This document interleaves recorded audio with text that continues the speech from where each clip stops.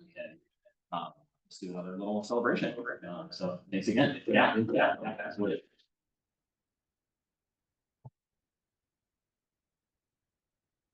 All right, on to the first order. I'm sorry. Oh, sorry. Sorry about that. And then, okay, so we typically look to see if we have any public comments for items that are not on the agenda. I can ask. I see we've got some comments for a few things that are on the agenda tonight, and we'll recognize folks as we come up. But is there anybody that has anything, just general comments, public comment that they'd like to bring up? Okay. We can move forward. Good to see everybody too. Thanks everyone for coming in. Appreciate it. Okay, consent calendar. Should we go ahead and approve the minutes for the last meeting back in June? Way back in June.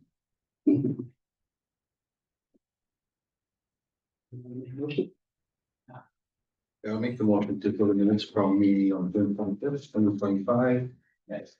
Second that. Thank you. I think we would vote for it. Yeah. Okay, let's vote. Aye. All in favor? Yeah. Any nays? Okay. So then Oh, we we just note for the record, there's one of the votes from the minutes that says it was unanimous, but I was actually absent. okay, all So right. you have to note that I was absent in the vote. Okay, Thank you. I'll make that comment. Okay, appreciate it. Okay, great. So then, discussion item listed as number 2, first discussion item of the night, potential Distill Drive improvements. Art or Stephen, do you guys want to kick us off for that? I'll be more than happy to. Thank you so much. Just want to bring this item before the commission to start the discussion about some of the stuff that is impacting Distill Drive. And there's a request by the residents of the area to install a bike lane as well as a share. So it's going back and forth on what direction we want to go. We have not formally notified the public in this area because we just started the conversation. But based on the direction of what the commissioner's wishes, if we're going to go in more in depth, we will agendize this for the future agenda so that we could go ahead and notify all the residents of the area so that they could come in and provide some input into what other improvements that we would like to see on Distill Drive. So with that in mind, I'm just going to do a high level discussion. I'm not going to go into I might go into a little bit of detail, but kind of explain why it may be necessary or why I'm considering it. So with that in mind, let me just start the process.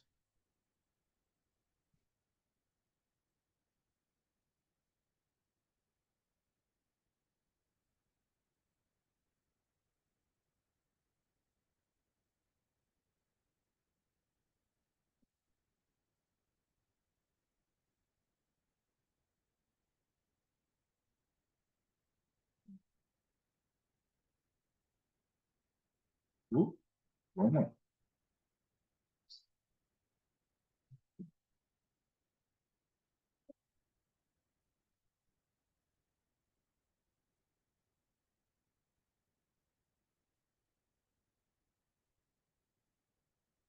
No.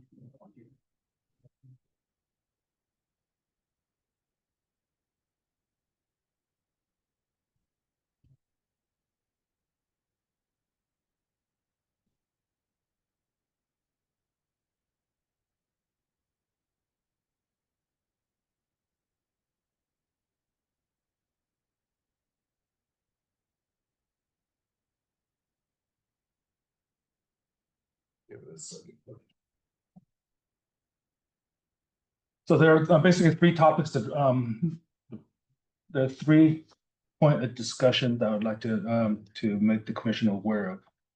The purpose of the Distill Drive is there's several developments going on in the area that has a potential of creating additional traffic on top of what the existing traffic is. We have a major development to the west on Distill Loop. It is a proposed, I don't know exactly how big the development is, but there's a development proposed there, right behind on Distill, right there on El Camino Real. 5150 El Camino Real, there is a huge development going on here. This Distill Drive is being utilized by residents in Mountain View side to transport their students to Mountain View High School, Los Altos High School. There is also numerous pedestrian bicyclists that's utilizing this because they basically come down off Ringsdorf, go across 420 feet and comes down Distill Drive. So there are three items, major topics that is impacting Distill Drive. Let me give you a little bit of a background. Right now at Distill Drive and El Camino Real is a controlled intersection. We do have a traffic signal out there on Distill Circle. It is a non-controlled intersection. A vehicle is able to make a left turn, but it'd be very difficult, especially during peak hour and especially with the speed of El Camino Real the way it is.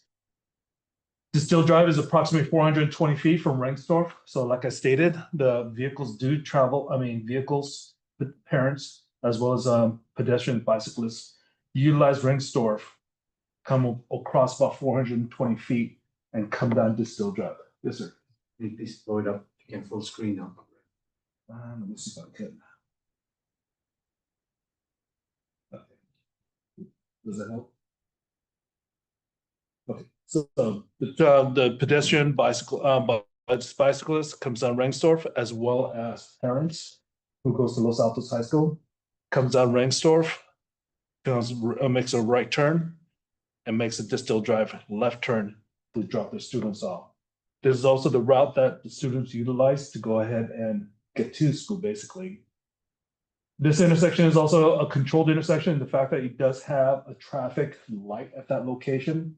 So it does give an opportunity for someone who's leaving Distill Drive the ability to make a right turn and left turn at this location.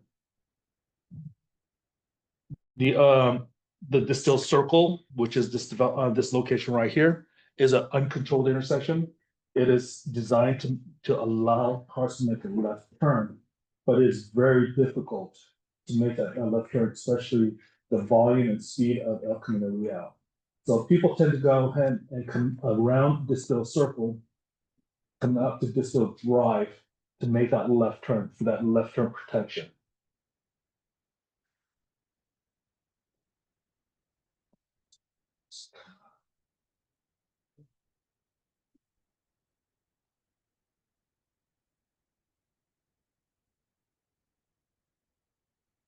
At the current moment, in front of this building, we went ahead and restriped the curb so that we have approximately 20 foot of red curb prior to the intersection, and then we striped green curb along the back half. I want to say it's about 100 feet to allow, how do I say it?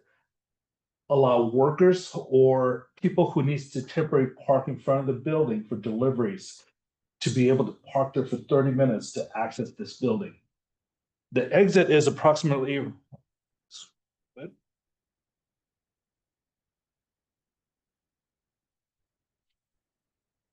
the underground garage exit is approximately located right here.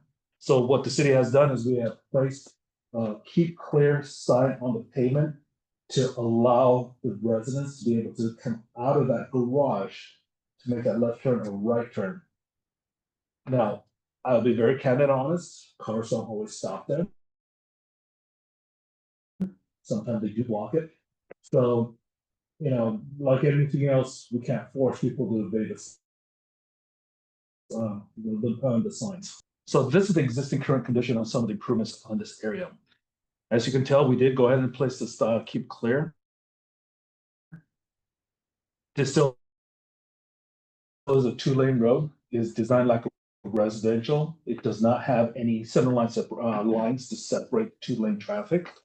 But unfortunately, between the cars that is trying to get out on Distill and make a left or right turn, we also are currently impacted by the construction that is currently going on Distill Circle. The employees are parking on Distill Drive. Yeah, Distill Drive. And so it is making the road even narrower. So typically you don't see, before the construction, you did not see this kind of impact. But between the parking and the cars at, especially at peak hours, it's getting pretty congested at this location. Just want to kind of give you a general idea of how it looks like at this point in time. The picture on to the left is looking towards El Camino Real. The picture on the right, which is this one right here, is looking from El Camino Real towards away from El Camino Real. This is the intersection of Distill Circle, looking towards the southern, looking southerly. Based on my observation, we do have traffic during peak hours. So peak hours, I'm talking about between 8 and about 8:40 is when I'm noticing a majority of the traffic coming through this general area. At 8:33 is the worst time because that's when the school has finally started and all the parents are now trying to leave this general area to try to get back to Mountain View or wherever they're going. Okay, so I kind of gave you a little idea of some of the development that's going on in this general area. This is 5150 El Camino Real. It's a pretty big development, as we all know. This project right here, this used to be the old Mid-Penn site that is basically being redeveloped for residentials. So when this development does occur, given the fact that El Camino Real is an uncontrolled intersection, based on what I'm seeing right now, this traffic will come down to Distill Drive, make a left turn, come out to El Camino Real, and go whichever way they want to go. If it is a right turn, they'll probably come out to Distill Circle and make that right turn because it's a lot easier. But especially if they're making that left turn, they'll probably come out here. So now you have additional traffic coming and impacting Distill Drive. So, like I kind of saw it already implied, uncontrolled intersection and controlled intersection, that's where the majority of the traffic is going, to try to make that left turn. Majority of the traffic is coming down Distill Drive. They are waiting to make that right turn. And as I'm seeing majority of the traffic making that right turn, I'll say about 70% of that right turn traffic is trying to go into the far left turn pocket to make a left turn onto Ringsdorf. So depending on how the traffic is flowing, if they're not unable to make that right turn on that green light, they're actually not moving and they're actually still queuing on Distill Drive. The cars that's trying to make a left turn, it's about 20% of the traffic. So based on my observation, it's basically one car out of every 5 to 10 cars making that right turn, actually making that left turn onto El Camino Real. This is kind of an example of what the traffic congestion is like. As you can see from the top photo, cars are trying to make that right turn on El Camino Real because they're trying to get onto Ringsdorf. About 8:25 to about 8:40, you'll start seeing traffic backing up from this location, go all the way out to Merch. Cars who are trying to make a left turn on Distill Circle has a disadvantage because they have to basically wait for an opening on Distill Drive. Basically, someone has to be nice and left in it. When the cars are backed up from here to Merch, like I said, 80% of the cars are trying to make that right turn. What I've noticed out there is if there is a car parked on the 30-minute parking area, the car's not able to release that right turn. So they're basically queuing up and making the traffic even more congested. This safe route to school. This has been identified as a suggested safe route to school. Basically, what is going on is this. The suggestion is when the coordination goes on between Mountain View and the city of Los Altos, the students will go ahead and utilize Ringsdorf to come out to Distill. Just to let the commissioners know, we have had discussion with the city of Mountain View, regarding this matter. They're right now at a preliminary phase right now of how are they going to go ahead and make Ringstorf a safe route to school. They're kind of looking at, do they want to go ahead and restrict parking on Ringstorf and place a bicycle lane? Or do they just want to do a share, but the volume and the speed is not going to be feasible? So they're looking at possibly putting in a bike lane out there. But by doing that, it'll have even a bigger impact. And the fact that for them to make a bike lane, it will go from El Camino Real all the way out to 101. So they're just doing a preliminary study at this point in time. They were not able to give me an idea of when this will start going to design or fruition. They're just collecting data at this point in time. So our complete street master plan does show that this is, like I stated, is going to be a suggested safe route to school. Kids are currently utilizing this, and unfortunately, they're actually utilizing the sidewalk on the wrong, they're utilizing the sidewalk going the wrong direction. They do not want to go 42 feet on the other side to go ahead and go in the correct location. Out of about 30 kids that I saw utilizing this road, I would say about 4 of them actually utilize the road on the correct side. And where is that sidewalk, that photograph? This is approximately about 40 feet from El Camino Real on Distill Drive. And how far does it go up Distal Drive? The sidewalk, Yeah. it will go. Basically, if you see this photo right here, sidewalk will end approximately at this location. Yeah. And then the side is, you have like a pseudo sidewalk is a asphalt sidewalk. Then it kind of ends at this location right about here. And it comes to our standard edge of pavement where the kids are utilizing it. So it doesn't go all the way to Jardine? No, it does not. Stop It does reach. Yeah. Before marriage. Yes, sir. Distal doesn't even go through to Jardine. So Let me. so kids come down to Marriage and turn. Yeah. Okay. John. So basically what I'm showing you right now is when kids are going to school, the photo on the bottom right is the route that kids are taking. Either way. Majority of the kids will go down Merch to Distill Drive, because if you go down Distill Drive, it takes them directly into their bike locker area. So it allows them to go ahead and do that. You mean Casita, don't you? Los Niños. Either way. Either one. So they go down, so they go down Distal. Yeah, they basically go down Distill or Casita, but what I saw was a lot of the kids are going down Distill because it's more of a direct route. But yes, they still do go down. I think to clarify, I live with less than 500 feet, but I take this street probably 10 times a day or a week at least. This dead ends there, Distal dead ends, is cul-de-sac. The cul-de-sac exists on the other side and Distal continues into.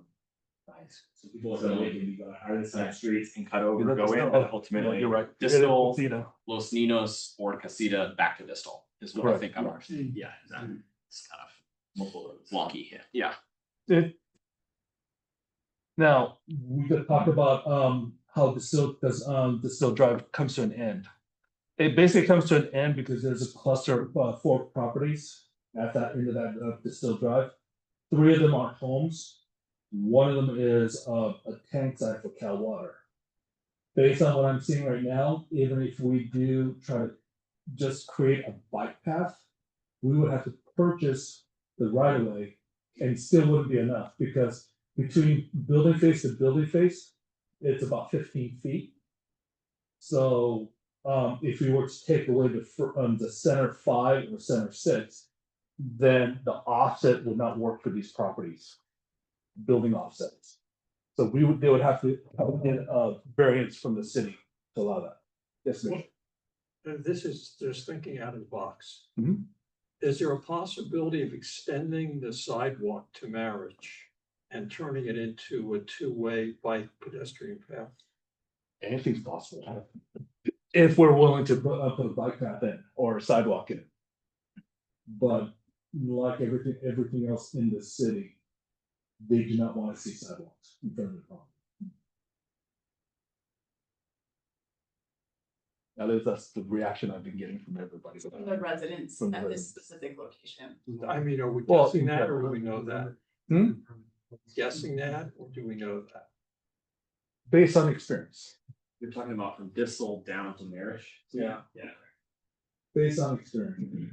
I'm What going I with- was thinking about is that when that multi-family residence goes in on Distal Circle, Mhm. it's just gonna exacerbate the problem that you're already discussing, assuming that there are parents driving kids to school, kids walking or biking to school, Mhm.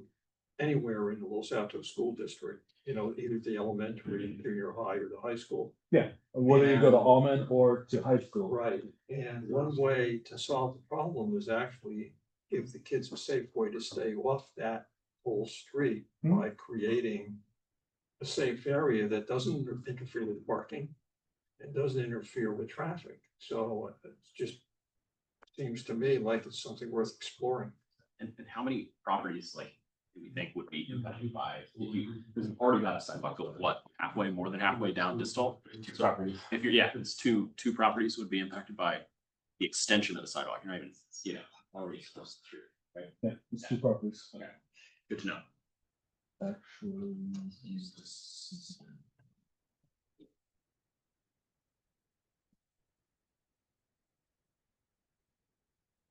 Oh, yeah. If there was a sidewalk, especially on the northwest side of the street, do we think the students would actually cross to use it? That's a good question. There is a sidewalk adjacent when the sidewalk ends at the business unit. It continues on the other side of the street where there is PAMP. It continues one block and then it begins at the property in the corner, so. I mean, we're bringing a patchwork of solutions versus a holistic biking path solution. Yeah. For people walking your bikes. And I'm curious, Stephen, if you saw anything to Tony's question around whether folks are using like sidewalk that exists or, The sidewalks that exist, people are using it. yeah, In fact, I saw 2 near misses this morning with bicyclists going the wrong way and the pedestrians with their dogs trying to dodge between them. In Yeah. fact, I even saw an e-bike going through at full speed yeah, and the awesome. lady had to move out of the way. But you guys push the ordinance through.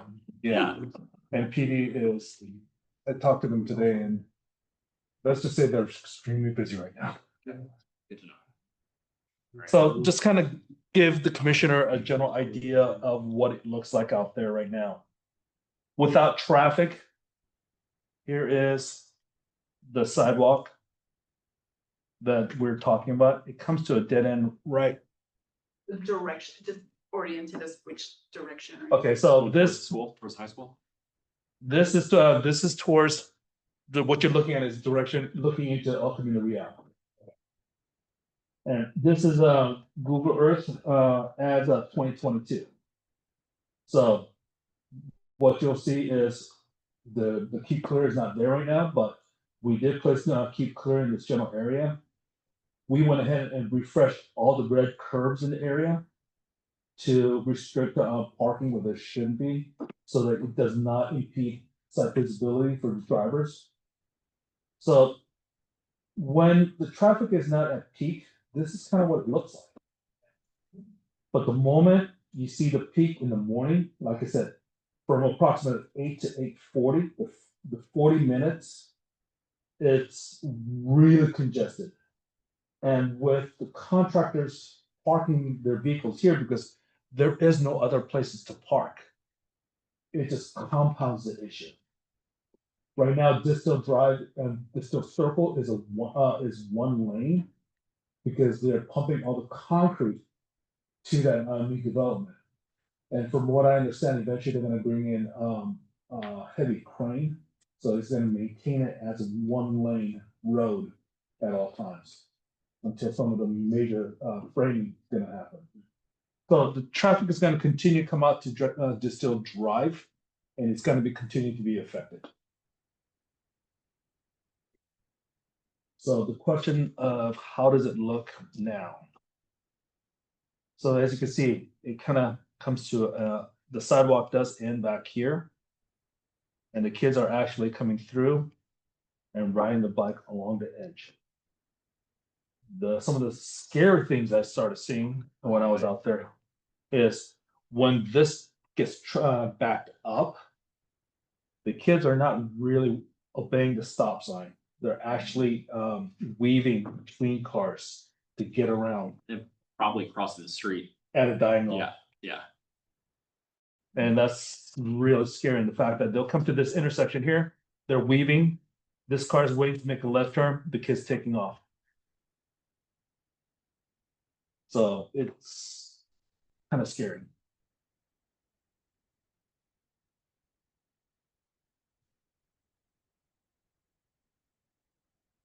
Continue on. So Stephen, what are you looking for from the commission tonight? Basically, what I'm looking for is direction. I know what I have to do out there. First place, this can no longer be treated as a residential road. I need to go back out there and restripe this road. Basically, I have to put a center line at that location so that it clearly defines where the center line of the road is and where they should be traveling, especially if the cars are parked in both directions. The part that I don't know what the commissioner would like is this. Given that some of the challenges out there. Right now, like I said, some of the residents of that building, of the complex. I'm getting conflicting requests. Some of them wants Cheryl, some of them are wanting dedicated bike lane. The width of the road. Based on measurement, the width of the road is about 42 feet wide. That does not allow me to have a travel lane, a bike lane, and a parking location. The width is just not enough. I've looked at various options of placing a bike lane. I hate to use this example, but the bike lane that we just removed in Jordan, to have a bike lane close to the curb, having a car parked next to it, and then 11-foot travel lane. But then now the question becomes, which side do you want that layout to be? Because it cannot be on both sides. It has to be in one or the other. If I want uniformity, I would have to put a bike lane there. If that's the case, then it has to go all the way to merge. That means all the residents in that area will be impacted. They cannot park in front of their house because it has to be a protected bike lane. So I know for a fact that I have to put in a center line. The question that becomes is, because this is a suggested safe route to school, is suggested safe route to school because of the sidewalk that's located there. What does the commissioner would like to see as means of providing bike path? Yes, sir. If you go with option one, with the one bike lane and parking outside of it. That should probably go on the southeast side of the street, because that's the natural flow for the students from Rensdorf. For me to go ahead and do that, I now have to move the center line of the road to accommodate for that. Understood. So now the project itself is going to be a little bit more extensive than just a simple striping. Understood. And Can I ask? Well, maybe Go ahead. finish your thought, and I want to. No, go ahead. Okay. When you say the project has to be more extensive, you're probably just about to say this. Does that means that you have to treat the road differently, or like does the center line just move further to the northwest if you're putting a bike lane on that? for me side? to go ahead Yeah. and move the center line, I would have to grind up the whole road. Okay, it's a physical change. It's Yeah, a physical change it slopes because it's sloped. to the center line. Okay. So I would have to physically move the center line where the road crowns. Mhm. Because it's gonna, as a driver, it's gonna feel weird in the fact that Yeah. if I move it over, you're driving on the peak of that road. Yeah, car driving experience, something different. Correct. Got it. And so, So I would have to also look at how is the drainage gonna work. So if the kids aren't using Distal Drive as a safe route to school, what is their alternative? They are using Really, it. but they are it's using safe. it. There is no other alternatives. Unfortunately, there is no alternative. Right, so this is not a labeling issue. The fact is that kids are going to use that as a route to school. The kids who Yeah. live in Mountain View are utilizing Distill Drive. Like I said, I saw about 20 to 30 kids utilizing this area. Granted, they come in packs. So you'll start seeing the bicycles come in about 8:15, 8:10, because they have to be at school by 8:30. So about 8:10 to 8:15 is when you start seeing a lot of the kids walking through, riding the bike through. Once that leaves, then about 10-15 minutes later, you start seeing the traffic going the other direction, because they have now dropped off all their kids. By 8:30, the traffic is actually backed up from El Camino to Merch. So the other thing is this. Because 80% of the traffic is making a right turn. The people who are making that left turn is not the issue. The cars that's trying to make that right turn is. So what I would have to do is I would have to possibly put in a second lane to release some of the traffic, because as the cars are parked along the frontage of the building, they're not able to go move far enough over to make that right turn. So you're now commingling the left turn traffic as well as the right turn traffic. If the traffic is released to make that right turn on El Camino Real, so that they could do whatever they need to go, it would probably alleviate a lot of the traffic that's backing up, that is hindering their exit from their building. How would you, what are different ways that you would create a second lane there? Basically, it's wide enough from the center line. Split it. Yeah, I have enough width to split it at that location. So it would basically have to be about 150 feet from that crosswalk on El Camino Real. So that traffic is released, so the traffic is not backing up all the way to Merge. And hopefully it will continue to flow. So is the real problem that the traffic is backing up on El Camino during that time, so people can't make the right turn? The traffic is backing up at that time too. So if the light is red on Reinsdorf and cars are making that left turn to get on El Camino, the traffic does back up from Reinsdorf beyond the Distill Drive, almost to Distill Circle. So if that left turn is, if the light changes and the car is able to make that left turn and Reinsdorf is green, then the cars are basically coming out at a fast rate, making that right turn and able to get onto the far left lane so that they can make a left turn on Reinsdorf. So even adding a second lane is, you're still gonna have the backup, you'll just have 2 lanes to stack up cars. Even though the traffic is backed up, if there's a second lane, they're able to make that right turn a little bit easier. So if there's an opportunity to make that right turn, they can do that. But because the cars are so backed up, because they're unable to get to that right shoulder, because the cars are parked along that whole area, they have to get up to where the green curbs at before they can make that second right turn, or that second lane and make that right turn and release traffic. What if you just had no parking for certain hours in the morning for some distance from the intersection? I thought about that, but now then it'll become an enforcement issue. And we don't quite have that yet. We're still trying to ramp up to it. By also doing that, you would also restrict the residents' ability to utilize that whole area during those times. So the residents will have to move their vehicles. And not to mention their delivery and so on would be impacted as well, especially when they're the help comes in with the cleaning or the gardening or things like that. Those will be impacted because now they have to park further away from that location. And the business next door is already irate that there's parking taken in front of the business. So the physical therapy is stating that their clientele is not able to come into for service. So it has started to have a ripple effect. Quick question, Steve. What is the time frame for the development on Distill Circle?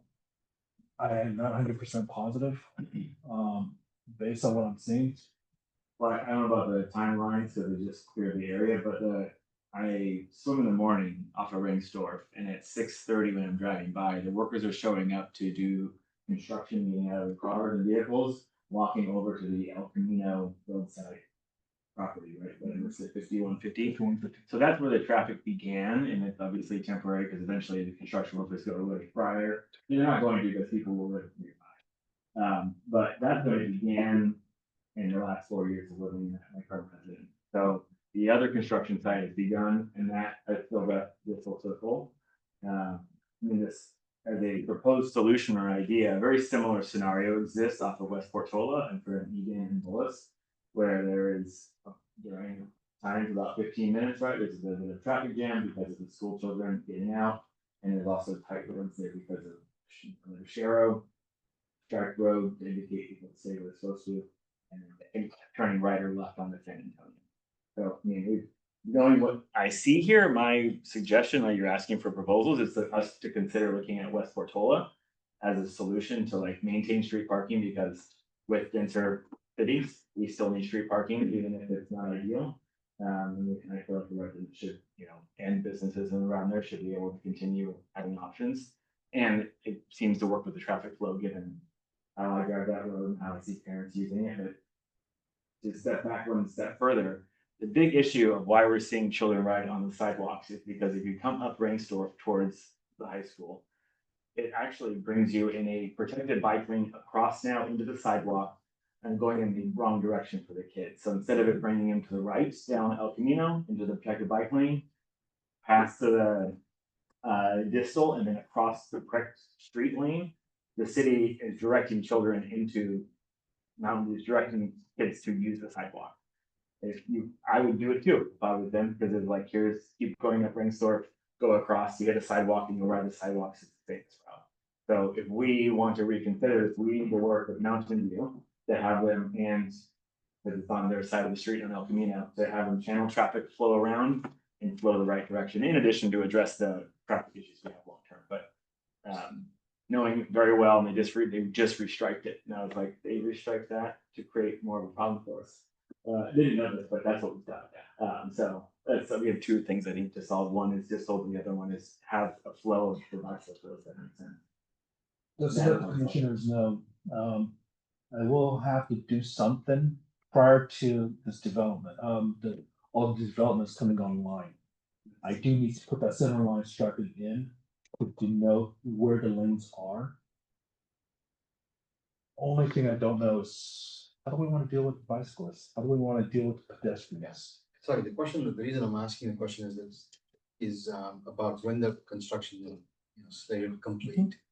And also understanding what Mountain View's timeline on making Ringstorf a safe routes to school, that you would expect that maybe it would increase the bike and ped traffic coming from Mountain View, given that they're converting Ringstorf to be a safe routes to school.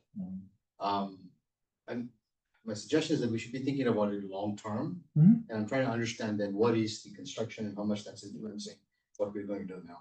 At this point in time, I cannot tell you exactly when it ends. I mean, the old mid-10 site is just now starting. I can tell you exactly when 5150 is gonna be done. So if it's one academic cycle in the school year, it's 2 academic cycles during that. I know for a fact it probably will be at least one. If it's a pit right now, which it is, Yeah. like, I It's don't gonna see it take- happening within the next 12 months, Yeah. right? Like realistically, if not longer. It says December 2026, 90 units are being built.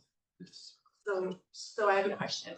So with respect to the construction, my understanding is distal circles a one way or on that one section of it, it's a one way. But other than that, our construction impact is just parking, right? Yes. So I think, guys, we're naive to think that that parking problem is disappearing once the construction is complete. Because there will be people living in those buildings who don't have parking, who will be parking on the streets. Our problem's not going away. And I think we're not supposed to say our opinions now, but so I'll hold there, but there's something that Suresh said that was my number one biggest point. Thank you.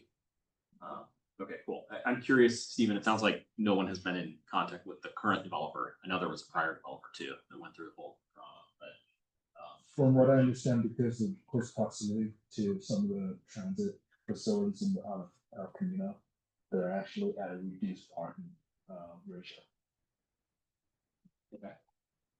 And it's fine. So that should be for Distal Circle, but for 5150, that was not within the half a mile distance of, or Showers Drive Mass Transit, or so we thought. Do you I know? do not know Okay. because that was entitled prior to my arrival here at this Okay. thing. I was just curious, we might be able to get more granular information about expected development completion timeline, but it sounds like we haven't been in. Well, if this is a topic that we want to continue on talking about. Yeah.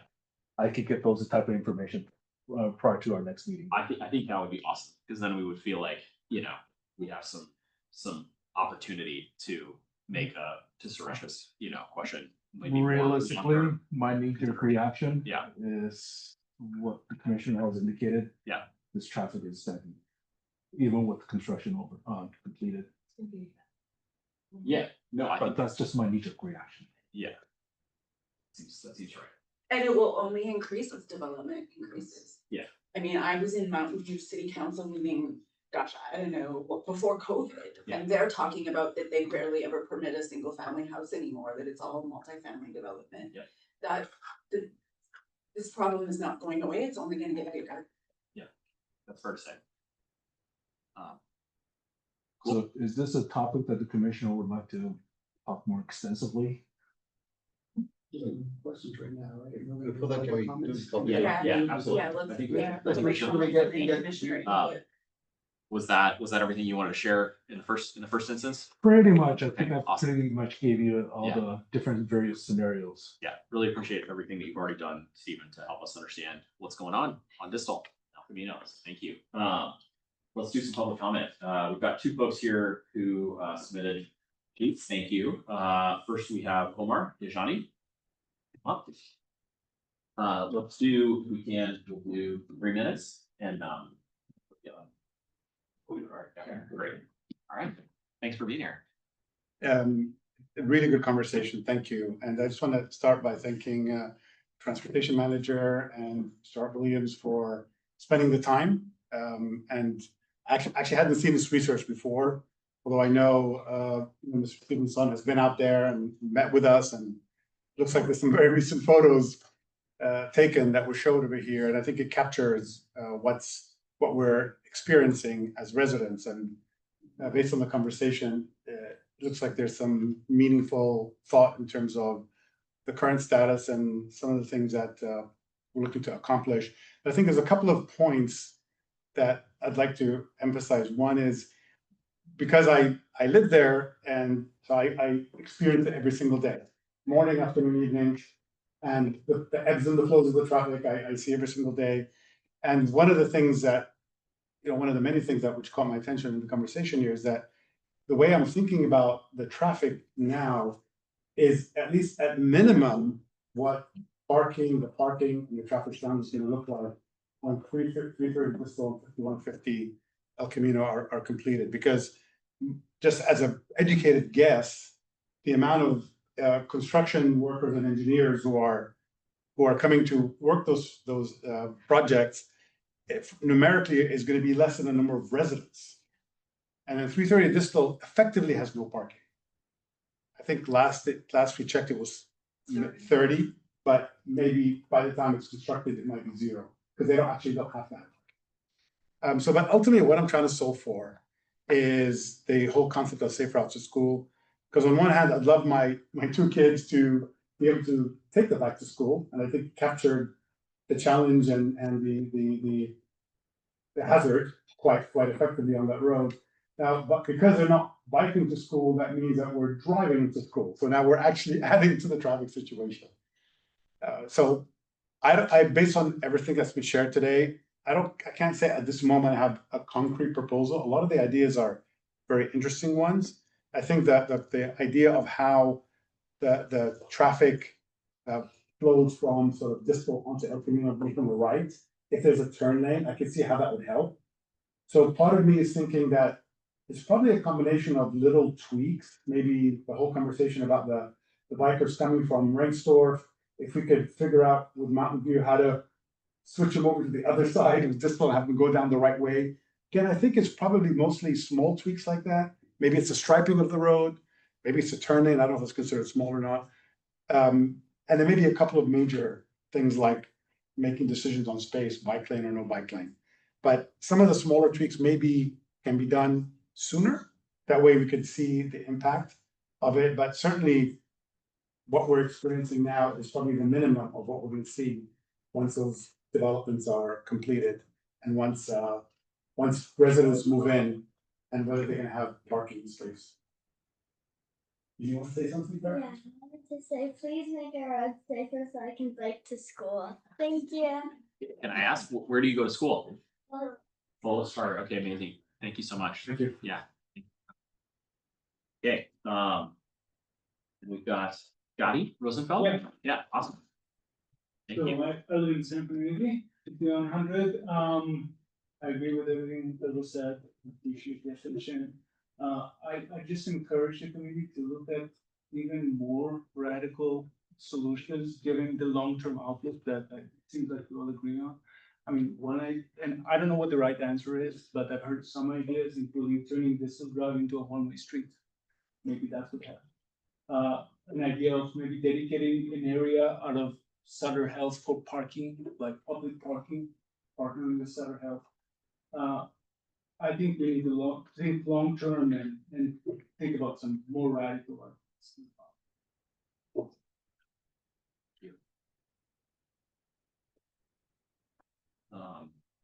I think those are the two that we had. Does anyone else have anything that they want to come up on? Awesome. Thank you so much. I really appreciate it. And I just want to note for the record that we did get a bunch of email traffic in on this topic too. So we've had a chance to look at that and appreciate folks writing emails too, who, sometimes it's not easy to come on a weeknight.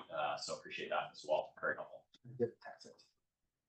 Yeah, and it's in the packet as well, so folks have a chance to see it. So let's move on then to. Yeah, exactly, yeah. I want to hear from everybody. Yeah, everybody's like, let's. Yeah, let's go to comments, let's do the floodgates. Commissioner of Energy, you want to start us off? Yeah. My last chance. Yeah, sure. I had written down, and I agree entirely what Commissioner Van Kathman said. Let's future-proof. Let's plan for what should be there. Students biking to school, what's coming there with all the developments that are in construction and that will be constructed. And let's get that place. It's clearly the route to school from Mountain View to Los Altos High School. Without a doubt, it's the only way. I mean, unless you live up by the intersection of El Camino and San Antonio, you might have a different route, but for anyone else, this is the way. I had also written down, and I agree with the idea, like, we can be bold. I think I would caution staff this isn't about the vote of the residents who live right there to decide, is there gonna be a bike lane in Sharrows? This has to be a community decision because it's a public street. What is the right thing for all the residents, not just of our city, but for the kids of Mountain View that need to come on our streets to get to school safely? And kids on bikes don't have seatbelts or tons of steel around them, and I think they need to be the priority. So I think the design should consider them as the priority for how to be safe to get to school. I agree that there needs to be something consistent that goes from El Camino down to Marriage. And I also recall when we did the Complete Streets Master Plan initial planning, there was this idea of define your 10 projects, big projects in the city, and everybody got to put 10 in the hat, and we had to figure out where the most important ones. And council came back and they looked at our thing and they basically put every street in that neighborhood on the list. And I was like, well, what do you want done? Can't do all these, this isn't there. But I think what I at the time kind of said is there needs to be a priority project that takes a route from El Camino to Los Altos High School. So I know you might not be taking on that whole thing in this project, but I do think that that needs to be given some thought. So at least in this project, from the written comments that I'm hearing, there's also an issue at the intersection of Marriage and Distal. And some comments have suggested, I wonder if this even needs to be it wouldn't be a four-way stop, it would be like a three-way stop. Yeah. Stop, control traffic. And then also to make sure even the cars on Marriage that are turning right onto Distal, that they stay in their space and not cut into the bicyclist space as well too. So I would just back your planning up to that intersection as well. I think that there's always this idea in this city that people don't want sidewalks and people don't want streetlights. But if you go door to door and talk to people, there are a whole bunch of people in the city who want sidewalks. So don't just let this idea that nobody wants sidewalks continue to permeate, because it's not always entirely true. And I think an area that connects an arterial road like El Camino into a city street, it reminds me of the vision of Woodhill Expressway and Arboretum. It's like such a juxtaposition of two kinds of streets, right? That's not realistic. Like if Distal is heading up to El Camino and we're moving all this traffic through and all this development is happening, the roadway has to be redone. I agree with you, Stephen. I mean, get the center line on there. I would say that it's not clear to me what you said about measurements, that there's enough space for parking on both sides unless you do time shared parking some times of the day and bike lanes other times of the day. That only works if people comply by the rules, which had worked in largely on Homestead Road in Sunnyvale, which they're now making a full-time bike lane now. It largely worked over there, but it's never really worked for us in Los Altos. So then if it doesn't work for us, the priority falls back to the students trying to get to school safely. With respect to construction parking, you know, 5150 in these projects were before this commission, because I've been on this commission a long time. And when we used to review development projects, we always asked for, can you please put your parking on site? Or as much of it on site as possible. And I don't know what the city is conditioning or not conditioning, but please take that back to the planning people. Is like, let's try to put as much of the construction parking on site as the construction projects possible. I think though, as we've already said, is this problem isn't gonna go away. And when the people from these residents start parking there, they're not gonna show up at 7:30 in the morning and then be there till 3 or 3:30. They're gonna be going in and out all day, and they're gonna be going in and out when your kids go to school. And they'll be parking there, and it's not really clear that there'll be parking for your cleaner or your gardener or whatever else. I live on a street, there's a sidewalk, fantastic. People can walk safely, people can take their dogs safely.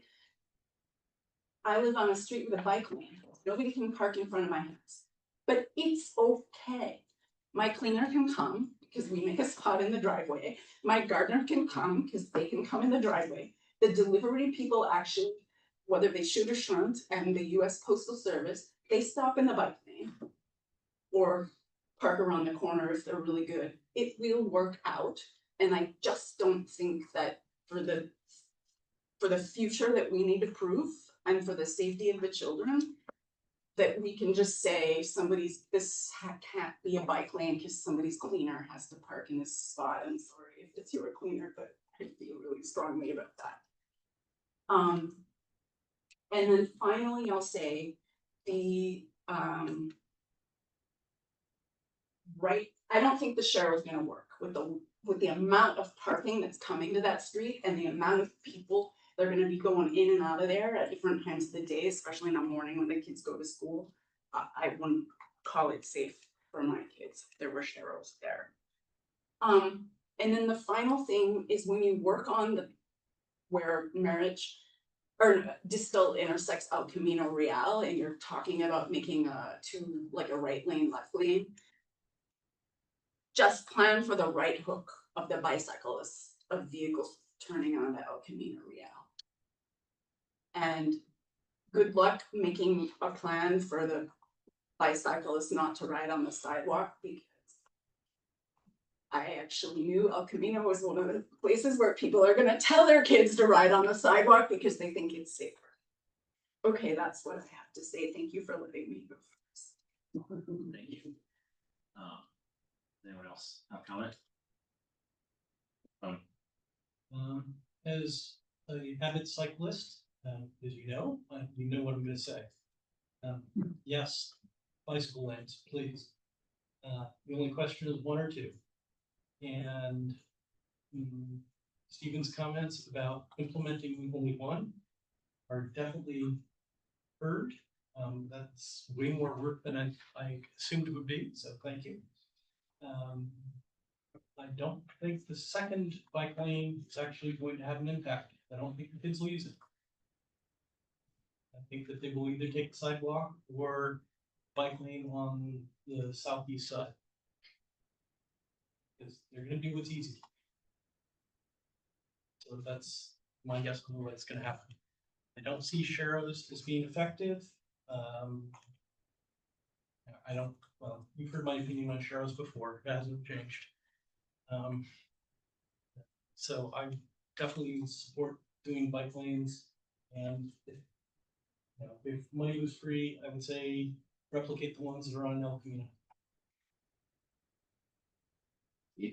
Yeah, I just have a couple comments, and I'm not gonna try to speak for the, one of the, first of all, I'd like to thank Stephen and Art for bringing this to the commission, because I think it's significantly problematic that it needs to be solved. And I think we need to solve it both short-term and long-term. So I think that includes planning for when the projects are completed, but it also needs to include something that works in the interim to keep the kids safer than it is right now until we have other school children besides the ones who were so generous with their time to come tonight to be able to ride to school. So the one comment I will that resonated for me is that younger kids will ride on sidewalks because it's safer, and pedestrians will step aside to let them go by without any problem. It happens all the time where I walk. If I see a 22-year-old riding on the sidewalk on his motorbike, e-bike, I have very different reaction. Unless the 12-year-old's on the e-bike, then no, but seriously, I think there are ways to do this, and I agree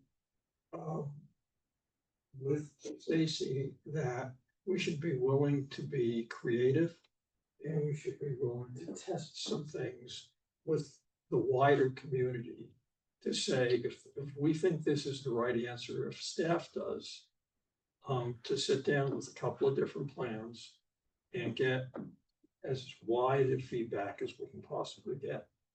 And what will come out of that, I think, just like it did with Jardine, is a clearer vision of what the best solution is.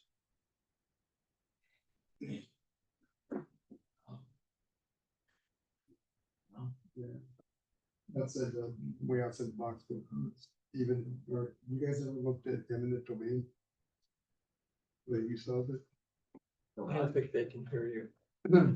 I would, That phrase, eminent domain is not I know it's not popular. not only popular, but it's how do I say this politically? Is an action of the last resort. Absolute last resort. So I just didn't know if you guys ever look at that, or I've done eminent domains before, and it's politically, it's not very popular. No. And it could get very messy quickly. sure. And not to mention the value of the property here in the city is pretty expensive. Sure. good that we're thinking outside the box. Yeah. Especially. Appreciate that. Yeah. Okay, thanks, Tom. What do you got, Scott? I guess I jumped the gun and made comments earlier. I would say fall somewhere between a lot of other commissioners' feedback and residents as well. To the point, I think Stacy, you're making about people being able to, have people come, guests park at their house, whatever their utility is. We have to consider the fact that it's high density housing, right? They're apartment buildings and not everyone has the luxury of having a driveway to have people park. So we have to be mindful of like guests showing up and whether they're house cleaners or not, regardless, they're just guests. So that's one piece that I think we need to consider. And then most importantly, is long-term planning. This is just one piece of the challenge. I think we're looking in the middle part, but there's the up-chain, down-chain piece. We talk about Marich and Distal, as well as how to better work with Mountain View to get the bike flowing properly, which is, I think, part of, like people are on the wrong side for a good reason and they maintain that, which creates dangerous scenarios for bicyclists. So as we're looking at this, I think we need to look at Rengsdorf connector as well as the Marich Distal intersection, which I agree is dodgy in the morning for all the kids. I see it out there. So those are things we should then broaden our horizon a little bit. Can I just add one more comment? Please. And this is actually a process comment.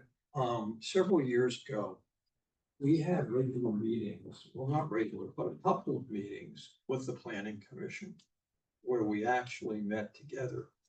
And I was thinking that had this discussion come up, if we had had a joint meeting with planning, when they were planning for this extremely large multi-unit development, and we had talked about the infrastructure that we were gonna need to get kids to school, then there would have been a lot more lead time. And of course, we can't go back and do it now because we didn't. But going forward, it might be really good to bridge that gap and bring the two commissions together, maybe once a year, once every 6 months. Once a year is too far out, but maybe once every 6 months for even a special meeting where we can talk about one of the major things that we as a committee will have to look at based on what they know is coming around the belt. I think you really used to do that, right? I guess. Yeah. We did have a joint discussion about Distal. Yeah. We no, do have it develop for this priority. Yeah. And the Complete Streets Commission, the direction of I the don't think I complete. was here for that. Okay, you're not, okay. Maybe you're not meeting. I was just absent. I Okay, think gotcha. you weren't on there, Commissioner Katz. Yeah, I was at the meeting and we had a very robust discussion about this, recognizing that Distal Circle and Distal Drive will be a safe routes to school. And infrastructure would be planned to accommodate not just the additional traffic from Mountain View, but also from the new development. The expectation was this was going to happen at some point, that we would visit this. And this was also a comment that the commission made specifically about making parking available at the development.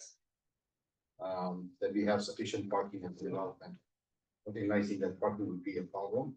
So I would revisit that, maybe speak with the planning commission and the department to see what the outcome of that discussion was. There was also a kind of a minor, I wouldn't say significant, and a minor parking study that was done and being presented as part of that packet. So we were looking into,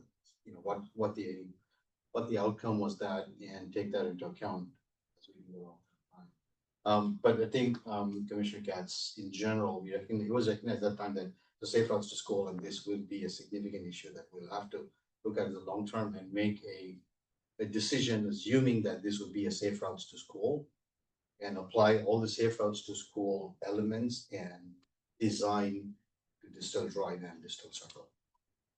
So just to summarize, I mean, this was presentation to see the temperature of the room, basically. For sure.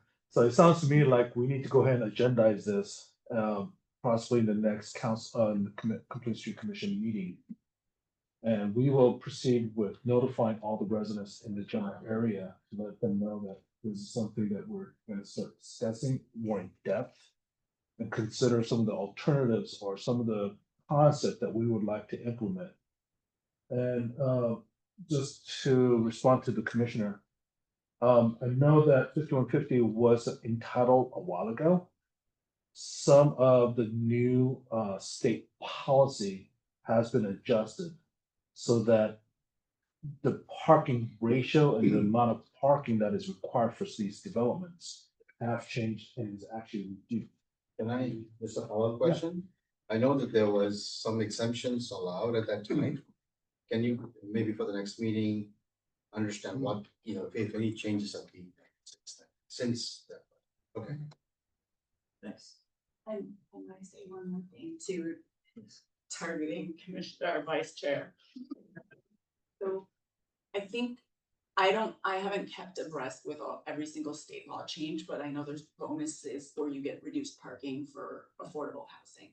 At the same time, when our commission did hear a lot of these development projects, we were told time and again, and they showed all kinds of data that said that parking was gonna be contained within their unit, and they'll provide guest parking and everything else. Now, we didn't really ever believe any of it, but that's what we were told. And I think the thing is as much as we can, I think that that's the message we almost have to give both the development and the people who choose to buy units there. That this doesn't come with parking. Our street is a public street and it's for the utilization of everyone, and it may come with parking, but it may come with the prioritization of safe routes to school. And it may not come with parking, and you shouldn't expect that. So if you're having a big party, you have the bus line on El Camino Real, or you have Uber, or you carpool and you walk 2 blocks, or whatever it might be. Like, Right. if you choose to live there, like, I think you have to buy the place with understanding you might not have parking. Which I think is what people do if you live near downtown Mountain View, you sort of understand you might not have parking within 2 blocks of your house. And I think we need to sort of give that message out in the way we choose our street prioritization. But invite also, sorry to interrupt you, but I just wanna say this, I don't want to interrupt again. Is besides just the residents who live right there, please invite the school community. I mean, I remember when I was first on this commission, Galen Rosenberg, who was the vice president of Los Altos High School, he used to come and almost sit with us on the dais and participate in our conversations, because we welcome him. And then the students in the school community, because they need to be, we need to hear from them and they need to be part of the decision too. A lot of the discussion on this is really great and I really appreciate it. If we may continue discussion, this in-depth discussion at our next one, so that we can invite more of the public communities to come and listen to some of these comments. I think that would have a lot better weight and how we proceed with what we want to do with this road. Thank you, Stephen. Thanks, everybody. I want to make one last comment. I'm not going to reiterate. I think I agree with a lot of what everybody else said. Maybe just reiterate that clearly, and I think others have said this too, this is a route that students and folks are using today. They're bicycling today. They're being pedestrians today, and it's clearly a safety issue today. I think there's increased traffic, parking impacts, all these sort of like pedestrian vehicle conflict areas. So it's something that we want to try to see what we can do in the near term, and then also plan for the long term. I think others made the point, Steve and others, that I think we absolutely want to think about this across this network of streets and intersections from north of El Camino on Ranks North down to the high school. And even if you got an elementary school right there, you got Paul's Charter right there, Egan, and 100% families on and around this block are going all those places. So we have to think about that. Steve, I think you mentioned walking the route too. This ties into what we'll talk about next about the work plan and the complete streets and the safe routes to school stuff. But I'm going through a project with Tony where we're looking at all of the safe routes to school and trying to establish what's been done and what remains to be done. And so that's all just to say I'm available to block this and will be sort of traversing it and seeing what's what and trying to go at the appropriate times.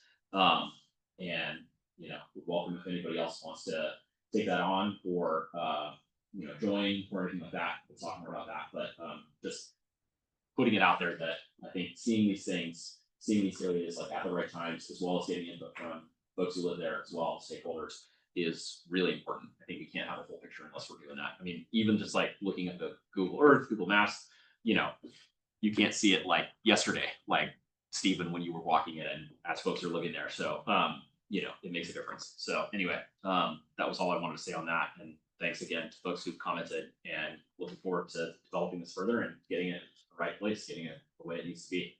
So we Yeah. will go ahead and agendize this for our next complete street commission. Just want to let you know that 330 Distill is 90 units, is affordable housing.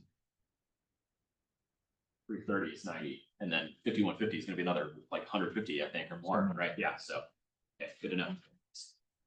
There's townhouses too, gonna be built. I think it's 142, or is it 192 apartments? I can't remember, but I can send it to you tomorrow. I've got that written down. There we go. Thank you.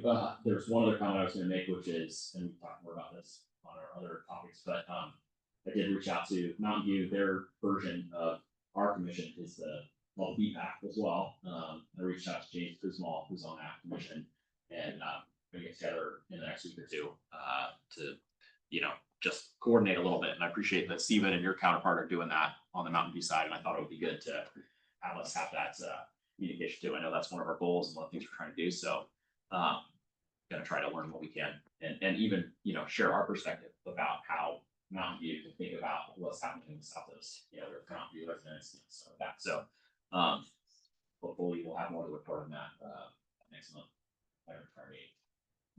Thanks. Thank you. Thanks, everybody. Okay, I guess I sort of, you know, started previewing stuff for the next topic, talk about 2025 work plan, the work prepared. Yeah, thanks, everybody. Thank you. Thank you all. Yeah, thank you all. Appreciate everybody coming in on a school night. Appreciate everyone's perspective. Yeah, so, yeah, 2025 work plan, obviously Commissioner Lee and I have been working on our strategic plans, and I haven't in recent week or two been able to reconnect with Tony due to scheduling issues on my side, so appreciate all of Tony's help. And wanted to share a big picture, some of where we are. Actually, we've had a bunch of input from even, I don't know if folks saw the email traffic, but folks were, you know, listening to our meetings and bringing in information about historical work that was done. And so we've got some input and been able to recreate some of an understanding of the work that was done in prior years, which is really helpful. And so I think we do have a picture now in terms of documents, materials, content around both what the original plan was for Complete Streets and for Safe Routes to School, and work that has been done from, it was fall of 22, I believe, when the plan was actually sort of enacted at the city council level, and then between then and now. I think realistically though, there's a little bit of shoe leather, a good amount of shoe leather that still needs to happen to stitch all that together and figure out what work remains to be done. And so just some examples of some of what Tony and I have been doing so far. We took apart the actual Complete Streets Master Plan and Safe Routes to School, and there was a set of recommended work to be done across every Safe Routes to School for those who know or don't know. We got 16, 17, 18 elementary, middle, junior high, and high schools between Los Altos and you know, the Cupertino joint districts. And so Tony has helped a ton, and I've been trying to contribute as well to actually just putting that into a spreadsheet as an exercise in and of itself, and then mapping that to what we know about what work has been done so far. So that's a great start. And I think what remains to be done is we've got to actually get out in the field. And I started, I guess I'm fortunate in that I have 2 kids at Covington, and I'm biking back and forth Palo Alto every day. And so I'm actually crossing about half of the schools. So I've been looking sort of in person so far, and I've got some good sense of a bunch of the schools so far. But I think we need a little bit more systematic approach. So I'm going to try to do that each week. Go to each site and actually map against the original suggested improvements from the Safe Routes to School. And we'll bring that back to this commission. One thing I was gonna ask for support from the commission is, I think obviously we all live in the community. Any knowledge that you guys have or are able to help us grab, I think would really appreciate, including if folks want to either join for things or divide and conquer. I think we can also, it's available for members of the public too. I just got an email, I think the whole commission got an email about Loyola tomorrow. We're gonna do a ride in the morning, they have a walk or wheel day, and was asked by a parent to join along, and so we can do that. So go ahead. Do you know who's going to the commission for that? I actually don't. I was just coordinating one-on-one, but absolutely, this is, me saying if folks are desiring to come or have already planned to come, and we just haven't. I'm trying to be very, very careful about coordinating and emails and all that, That's what I just, I thought if you're already committed, then you just wanna make sure we don't have any Brown Act violations. Yeah, You don't want to, people, you don't want. yeah, exactly. So, We're talking about going to Loyola Elementary. yeah, exactly. Do we know what time that was? It's 8:15 Oh, it did. out from school. Yeah. I would say anytime you get an invitation like that, just let the invitation sender know that there can only be a maximum of 3 people, 2-3 people Yeah. from the commission, so they're also telling. Yeah. So they cap it off. Yeah. Whether it's the first 2-3, I doubt if you're gonna have that many volunteers. I'll fight everybody for the spot out there in the morning. No, just kidding. But yes, no, great. Well said. Well said. And I think that's a great way to get the feedback besides just the commissioners going and doing it themselves, 100%. is engage with the parent community at Yeah. each school, Well said. It's also with because they know. Greentown too. Yeah, actually, I think Margaret, is part of the. Margie said it. Yeah, exactly. So yeah, but well said that, like, if you can tag along with student, or, parent, school community, I think that helps a ton. I think Margie is trying to develop point contacts with every single one of the Los Altos School District schools. Yeah.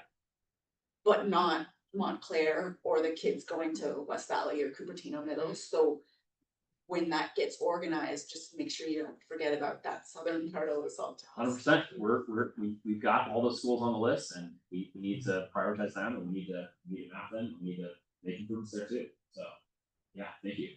Appreciate that. But yeah, essentially, like, that's the exercise now. If you do the math, yeah, like it will take a minute for us to get through everything, but I think realistically, just it's an important project that needs to happen, so we should do it. Yeah. Go ahead. Okay, I was also just gonna say, when you say you have all the schools on the list, I don't know what the list of schools is. But you need to have all the schools on the list that Los Altos residents attend. Not just the schools that are in the city boundaries, plus Springer. You need to have Gardner Bolus and Los Altos Hills. Gardner's is on there. It's part of the district. There. Yeah. You need to have Cupertino Middle School. Cupertino's on there. Yeah. You gotta have wherever the residents Yeah. go, because they're going through the city streets to get there. And just for the record, when I mentioned that those schools, the list of schools, the set of schools, I'm going by what's published on losaltoscalifornia.gov/state route school, which we can all take a look at. And that is what is sort of embodied in that report. And, obviously we have private schools in this community, and then we have, schools around the perimeter of Los Altos that folks attend. And I think I'm starting at least with, just realistically the schools that were part of the original state route school project. And I'm open to, increasing Probably that. take a look at Yeah. those. Absolutely. Yeah, Suresh. So there is, you've gone through this complete streets master plan. And then there was a bunch of, we had 2 rounds of safe routes to school improvements. that was Yes. done. Significant, and there was a significant projects. Have you gone through those projects and understood what was completed and what was not, or you're relying on everything on your going out there and looking? Oh, no, absolutely not. So I'm trying to do an all the above strategy for sure. And like I was mentioning, so I'll give you an example or a few examples of what I'm trying to look at, and welcome any, primary sources that folks have for sure. Just starting from what has been shared with me and what I've been able to find. Marissa Lee, at the end of 2022, shared a document with Complete Streets Commission at that time of everything that was done in that year. And so I use that to start. St. Joseph, of Real projects. And then I have what I believe is the work plan from 2023. And then my understanding is 2024 is essentially all for me. And surrounding areas. And 2025 we're doing now. So I There was have one that. previous year where most of the work was done was Almond, Springer, Oak, Egan. And There's West- someone on Berry, Yeah, Loyal. Loyal. Yeah. So there was also- Absolutely. Also requested, the Steve. Yes, also also requested- So I'm talking about State Foster School. I think they were including Questa. in That's that. right, okay, yeah, that portion yeah, of cluster between Campbell and, But that's right.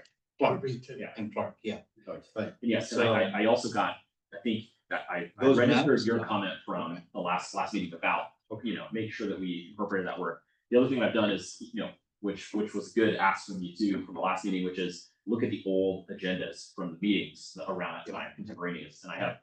What I have done is, I don't know if you guys have ever used this, there's a tool called Notebook LM, which is basically an AI model, that you can put a bunch of documents into. So I did download all the prior agendas, Excellent. and put that in and started asking questions about it, and so it's been telling me, hopefully it's not hallucinating too much, but it is giving me pretty reliable information. I think we Yeah. need to have a separate seat at the table for notebook and. Yeah, exactly, yeah, Commissioner, yeah. That's at least my first stab at like just screwing down. And we have been able to find out, a good amount pull a good amount from those agendas, and I'll, double check everything to make sure it's correct, but. And I think thanks to downtown, Safe Us Downtown for sending those links. 100%, yeah. And I was obliquely referring to that, but actually really appreciate that because clearly, we've got some great, folks in the community that are helping us. So appreciate Safe Routes Downtown for sure. For that was highly informative email for me, and I'm sure for the rest of the commission. So appreciate that. And I think that was also, just wanted to add in there, that was the attempt, or not the attempt, that was our 5-year sort of plan, work plan, which you would see that this is a 5-year plan that we keep updating. Yeah, And then we would pull projects off of. So Yeah. that was the good. And I did see that, and I saw, Marissa's reference to that from the underlying document at the time, and I do think like it's a great idea, and I think I would like to help the commission work on recreating that. I don't want to create a huge amount of extra work for our staff folks. I'm talking about, I think it's good to have because I would like to have us see the finish line, and whether that goes within this calendar year or outside of it, we can have an understanding of, what work remains, and we can figure out how long it takes. Yes. Just a thought, which is that several years ago, when we still had a consultant on board, Alta, I attended a meeting with their individual consultant that was working with us with the Los Altos School Board, when they invited all the principals from all the schools in the district to that meeting. And it was in the district office on Covington. And what was agreed at that meeting, and I don't know how much of it ever got done, was that that consultant would meet with each one of the presidents of the PTAs at each individual school, and set up a PTA meeting to talk about what was going on in that school and what their concerns were, and to also talk about how she could then implement her educational programs with the PTA as the vehicle to get that out to the parents. And with an understanding that the principals would then use their platform to spread the education, whether it was biking to school days, incentives, all those things to the kids. That of course went away when the consultant went away. So we know that Sergeant Taylor and the police department are doing other things, right? But I personally don't know what they're doing. And I think he's going to be on a future agenda, hopefully sooner rather than later. And we can start talking about how we can bring those things back. Because I think that one of the real challenges we have is not only to build out the infrastructure so it's safer and better, but also to then have a communication and education process that actually works for both parents and children. Because without that, it's half the battle. 100%. And thank you, Steve. And I know that you may have a commissioner report later talking about some outreach efforts, talk more about that. But yeah, I mean, one of the things that's clear is as I kind of grapple with this, you know, big complete streets report and all the safe routes to school stuff is like, you know, education and the outreach is just, you're not going to be successful without it. And so I definitely think like, and I think we totally understand that PD, you know, has had some resourcing and staffing issues. But I think we just can't let it fall by the wayside. So I think it has to be the commission ourselves, we have to be part of just doing that too. And happy to have it be complemented and collaborate with PD and anybody else that wants to be part of it. But I think we definitely have to be just doing the outreach and figuring out ways to do it. One of the things that comes up is just like looking at the safe routes to school maps, right? Like to my mind, I don't know what's happening today. Like those should just post in schools, you know, and we should have the kids understand that, like, you know, we're not saying that every blue line in this map is safe, but we're showing you, you know, if you choose to like, you know, these are some ways that you probably have a better experience versus worse experience. I think there's that and a lot more that we could probably pretty easily be doing. Like we have the maps today, just print them out, put them in school, let the principal, to your point, like figure out what to do with it. But anyway, I think there's a lot along those lines, but I think there's a vacuum or a gap there that we should try to step into. And I think everybody here can probably have ideas that would be helpful for folks in the school communities to hear. So yeah, thank you. Appreciate that. I don't think if there's anything else that I wanted to say about this. Moni, I feel like maybe I'm stealing your thunder a little bit. Is there anything else that you'd want to say if you've gone through this exercise? Just speaking about, you know, what else? Way too much credit. Yeah. So, thank you very much. I'm happy to help any way I can. Yeah, thank you. Appreciate it. You've already done a big one. Cool. That's kind of the status of this one. I mean, I guess just like next steps, like I think I'm just gonna continue to work there and keep bugging Tony.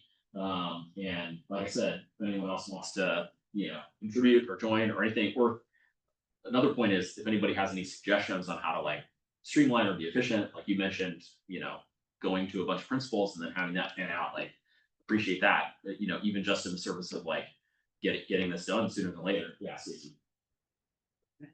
No, please.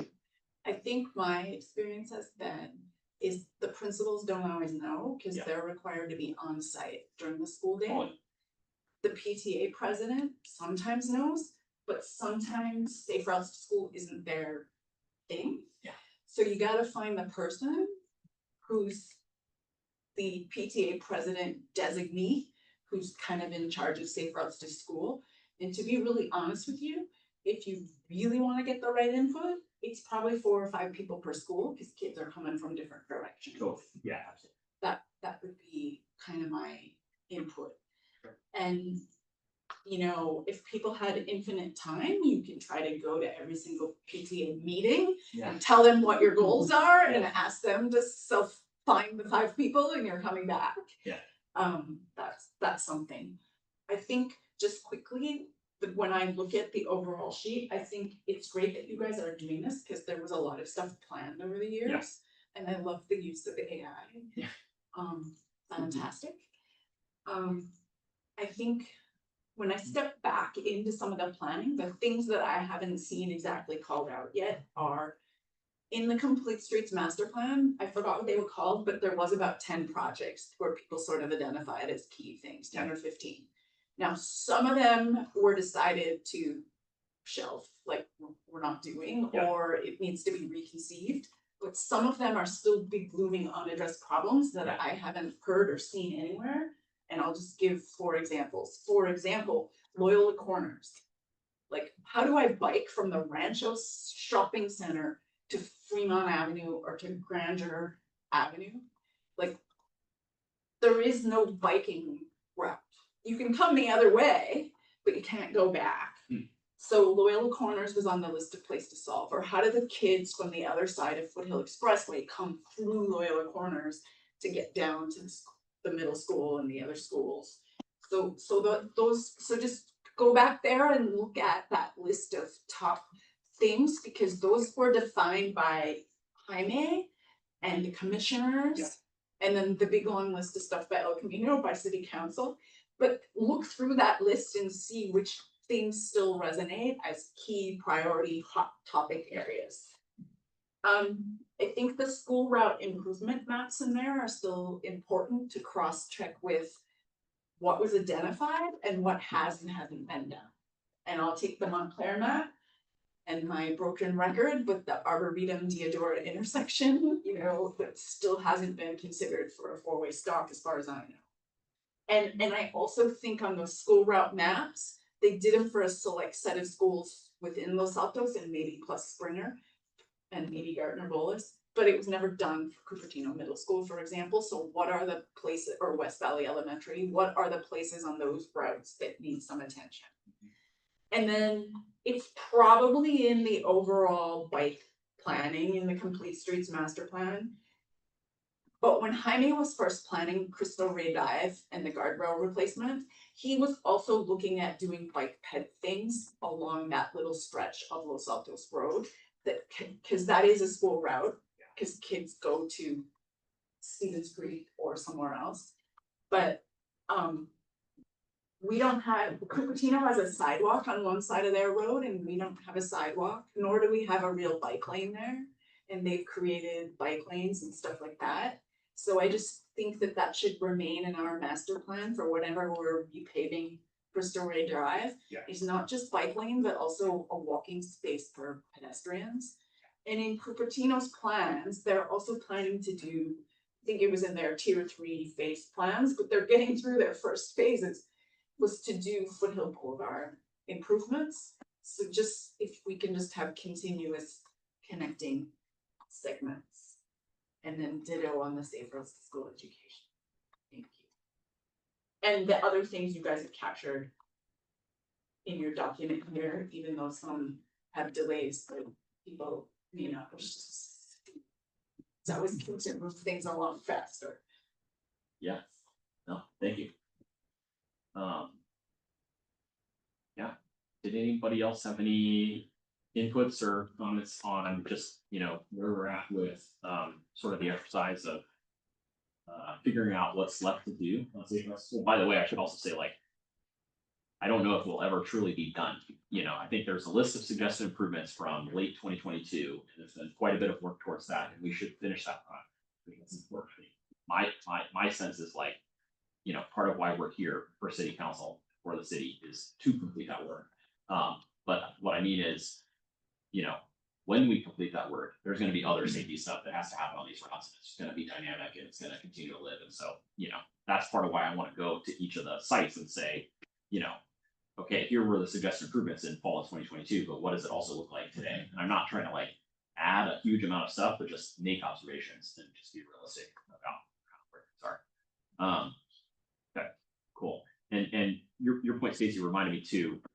I'm not going back to the Crystal Drive discussion, but just one comment on sidewalks in our community. Towards what you were saying. You know, I think there's many, you know, particularly like residential areas of Los Altos where we don't currently have sidewalks.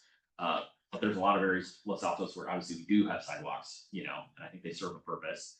And they should be part of the analysis for thinking about things that we could do to make an intersection or stretch of road safe and functional. And in particular, going back to the Complete Streets Master Plan, if you look at it, there are some really interesting sections and photographs of sidewalks-like solutions that are not actually complete sidewalks, like a berm that extends out or is extended out partly into the street that physically separates, you know, one part of. Yeah, exactly. And you know, those are things that might not raise people's blood pressure as much as, you know, creating quote unquote sidewalk, right? But can still perform like a safety and a separating function. So yeah, I think I said it last meeting, but I'll say it again, that I actually really appreciate all the work that went into creating the Complete Streets Master Plan, because just going back and reviewing, like, oh, wow, we're not totally the first people to ever think about these things or encounter these things. There actually are some like really good solutions that can and do fit in this community. So you know, good things to just continue to think about. And I would encourage everybody, you know, to go back and, like, you know, familiarize yourself with that document, like, even for like whatever things you care about or are interested in, like, it's useful. So anyway, that's what I wanted to say about that. Yeah, Scott. Maybe I missed it as you gave me as an Yeah. update, but if I hadn't, what is our intention or how we thought about the long-term wiki or knowledge base to keep this information or keeping right? They'll be here in the future. Yeah. Meeting notes, but is there some place that we track and, store this priority list or community feedback publicly? If it's sort of a website, or is there another way that we begin to track this over time? Yeah. I don't think we can do that without staff facilitating it, right? I mean, as a commission, we don't have a vehicle to do that. It has to be done by the city. You're talking about publishing And something on the so website. we're dependent on Art and Steven to provide a database to store that. And then and I don't know what's protocol in terms of what can be made public and how that's done. But we're totally, I mean, we can certainly, and I think Wes has done a great job of beginning to pull things together as to what should be in that database. But somehow that database has to exist somewhere in the city system.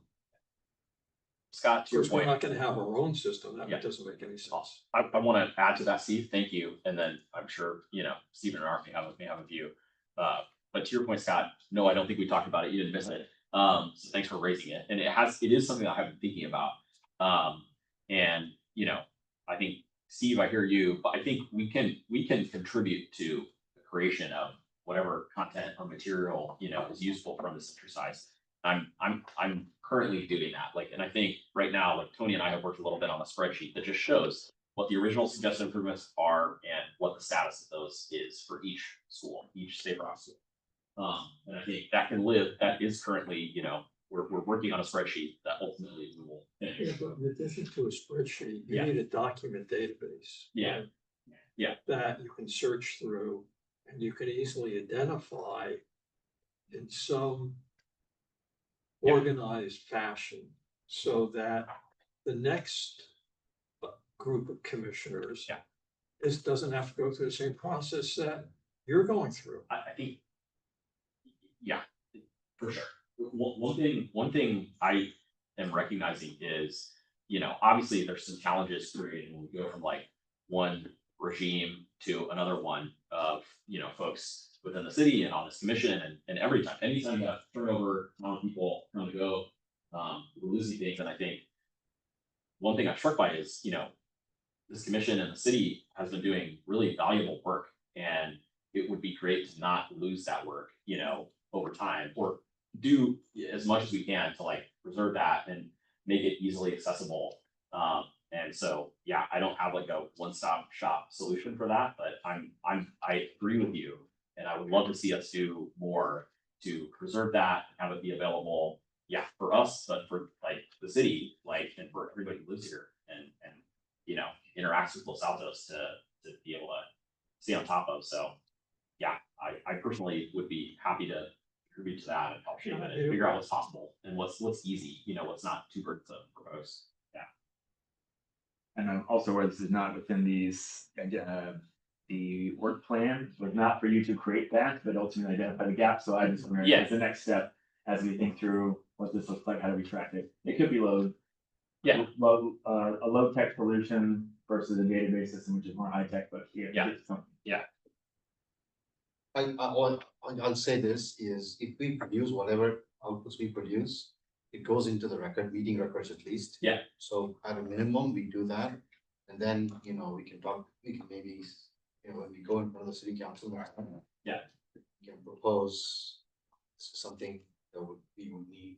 Yeah. And so, or if as chair, if you want to go speak with the city council or council member and ask them for help about, for creating something like this, that would be appropriate. But I think at a minimum, at least it's in public record once a commissioner or a commissioner report goes in, it's on public record and we have it. 100%. Yeah, and I will say I've had a couple occasions recently to go back and look at like an old city council meeting, and the minutes and the recordings are actually really helpful because you can actually go find timestamp and look at a discussion. I think I did it for the e-bike ordinance that I wasn't able to attend, when that came up, and, so I just appreciate, the city has done that, so. So just as an example, let me ask a question because I don't fully understand it. So I want to thank Harry Guy and the other three individuals that pulled together. Thank you. That information that got sent out to the whole commission. So the documents that are linked in there, that are referenced there. How are they being stored right now? So that a year from now, somebody can quickly go and find them. Is that a question Yeah, for? it's a question. I don't know. Art, do you know? Steven, do you guys know? Like, just to take one specific one, like the Marissa, Well, if If you look at the complete notes to- streets, yeah. they have all the agendas, the packets, Yeah. that's where all the links are. Yeah. That's what your commission. So in that agenda packet, there were those links in that document? Basically, those were from the website, right? From the links from that. Let's see right now, because my computer's. Yeah, I mean, Sure. I don't know if they're from the website. They were in the document that was sent to me. Do we wanna have, one of you make a public comment about it? You wanna say something about it? Yeah, that's probably. Okay, great. Thank you guys. Hello, you're welcome. Mark Seidel. Yeah, we found all of that on the city website. We just heard comments during the last few meetings that there wasn't historical information, so we thought we would help surface that historical information and make it more easily accessible. And then we linked other things like the white paper, which is something that we've worked on in the past, also to help support the commission. So you guys did a search on the city website and they show it out? Like we've been attending meetings and listening and making notes, so we knew where to look for some of those meetings. I think that to answer your question, Steve, it is in the public records database. Okay. That is, that has to be searchable by law. That public database, the links to the specific documents itself, there's no guarantee that those links will be valid 5 years from now. All we know that those documents will be available in public records. Right. And if meeting agendas have to be updated, then those links have to be updated. So that begs the question, if those links on the website are not valid anymore, then how do we search the database? Can the commissioners have access to the database? So, right? So we can search them. Those are all, I guess, all open, more deeper questions. But at least anything that's in record in a meeting are available in meeting agendas. And if you can't find it online, you can get it from the city clerk. You do it on rec. I think the No, meeting I records, guess yeah. I guess I didn't phrase my question the way I wanted to. So I understand that somebody can go through the process that they went through. And how long did it take you to do that? We had a few people working on it. Maybe a week. More than 20 minutes. Oh, yeah. So my question You is, need to know what you're looking for, Chip, My right? It's question not is- someone in the public who wanted to go find something would be able to find it. They're so not. here we know right now that you've done this work and you found 4 or 5 relevant documents that are relevant to a specific subject. Then my question is, how in the future, right, we know that this came up, right? Is this document right now quickly available if I search on that one topic? To say, here's a document with 5 links in it, go right to these 5 links and here are the relevant documents. So here's what I used to do just to help myself when I was first on the commission. I created my own Google Doc. And then I put a bunch of links in there and I labeled what the links were. So I don't know that every individual should go do this. And I'm not crazy. It helped me a lot because I just regularly was referring to all those things until I have a lot of them in my head now. Can we just use yours? Yeah. I did, because I was stuck in my head. But I think the point is if there's a subcommittee working on something, maybe that's one of the outputs of the subcommittee. And then if there's a work plan subcommittee, then every year it gets passed on to the new subcommittee. Yeah. So there's some. I think, Yeah. It's an idea. Yeah. We can't be the only commission struggling with it. Every commission has had the exact same. Yeah. But we don't. If I ask us to move along, maybe as you meet or we talk to city council, this should be a future focus of ours, so we can have a wiki base, whether it's a database or something else that is. Yeah, good luck, But you know. it's a pain point in why, Good luck. Maybe what I would say is like, I think at the end of this exercise, like, we will have a document or material that reflects where we are with these projects, and we can put that in a form that it can be shared with the public, and or, you know, put on the website or whatever, attached to, you know, an agenda, and available for folks and findable. I think that's a goal for me, so, yeah. Cool, I think that's everything that I had on that one. So we can go on, and that was all the discussion items actually, for this month. Commissioner, can we just quickly go through the rest of the stuff in the plan? Yeah, absolutely. Do we want, yeah, maybe talk quickly about. The discussion that we have not updated and maybe some additional things we want to discuss. Yeah. So on number 2, safe routes to school education, do we know when Sergeant Taylor might come and talk to us about what the plan is? I've asked him, right now he is pretty busy, especially with the school starting up. So he has been pretty occupied on that. I will extend that offer to him again. But, yeah, they're slowly getting some of their officers back to start doing traffic enforcement, so he's been pretty busy. Okay. Yeah, so. Steve has an update, yeah. So the last time I talked to Sergeant Taylor, which was probably about a month ago. He said that he would be ready to talk to us right around the start of school. Because he already had plans in place and he was be very willing to share the plans prior to actually having everybody on board and trained, just so we could understand what the plans were. So what I would imagine is that he would be willing to come and talk to us at our next meeting if we get him on the agenda. I will talk to him tomorrow. That's great. The other thing that I would add on that topic on education, because we talked about it 2 months ago at our last meeting. And I had taken an action item to try to see if I could engage somebody at the high school to publish something. I actually took a stab at that and reached out to the journalism teacher in the high school, who connected me to the editor of the Talon, which is the newspaper. And literally several days later, I got an email from one of the writers, and a fellow by the name of Lev Ziegler, and Lev's a senior. And I teed up a call and invited Wes to join. And Wes and I had a call with him. And, you know, it's really interesting. You know, I'm a generation older than most of the people on the commission here. So 2 generations older than Lev is. And when I suggested, you know, maybe you might write an article on Talon, he said, you know, I think this would be really interesting to our community, this being, you know, concerns about safety. So, and he was totally unaware, by the way, of the e-bike and bicycle ordinance that was in the town crier that the city had done, right? So if he was unaware of that, how many of the other kids are unaware of it? Probably the vast majority. And so, but he said, no, he said, I think a better thing to do would be to create Instagram posts. And I thought, you know, where have I been? Like, that's 4 years. And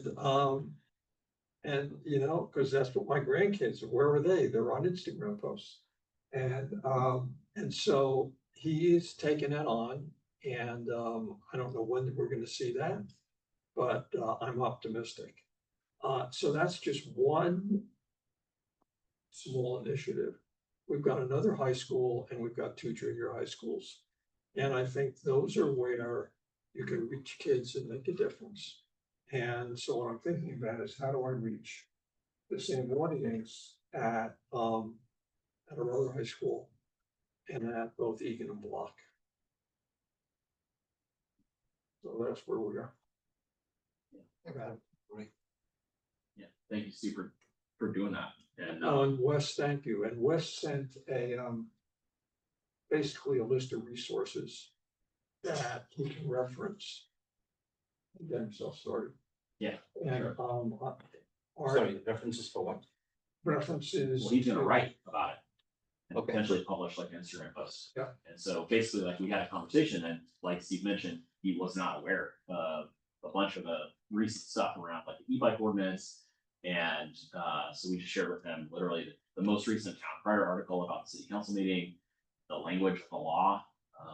And I shared with him the link for the Safe Routes to School city site. So he had basically something that he could share when he writes those. And I'd like to just ask Art and Stephen, if it comes back and he wants to meet with either one of you, to get a little deeper information just about what's going on, would you be open to that? With I've already been talking to Talents, but I feel, Awesome. parking around the high school anyway, so Amazing. Thank you. Great. they reach out, why we So you're doing outreach and education already. You can put that in the work plan. Okay. Thank you, Steven. Yeah, and thanks, Steve. Really great kind of what you call it, proactive. Great job doing that. I think it's super helpful, and it also just helped me think about, okay, there are these channels and sort of avenues that we can actually like go, reach folks, and communicate to folks, and also two ways, right? Like, hear from folks about what they're experiencing, what they think is safe and unsafe, and what they're seeing. So, again, I just think really valuable. So I would love to keep doing that. So thanks again. But yeah, that was on the education point. Yeah.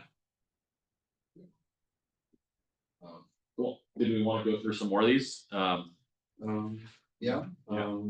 I can talk about the next one a little bit. Yeah, go for it. Wayfinder maps and signage. Yeah. So again, like I was mentioning, I've been doing my forays out, and we've got a bunch of signage and routes in Los Altos. I mean, one is that we have published on our website the Safe Routes to School, and they are indicated today for anybody in Los Altos to understand, like, these are where, not just where we plan future work, but where we have them today. Yes, Stacey.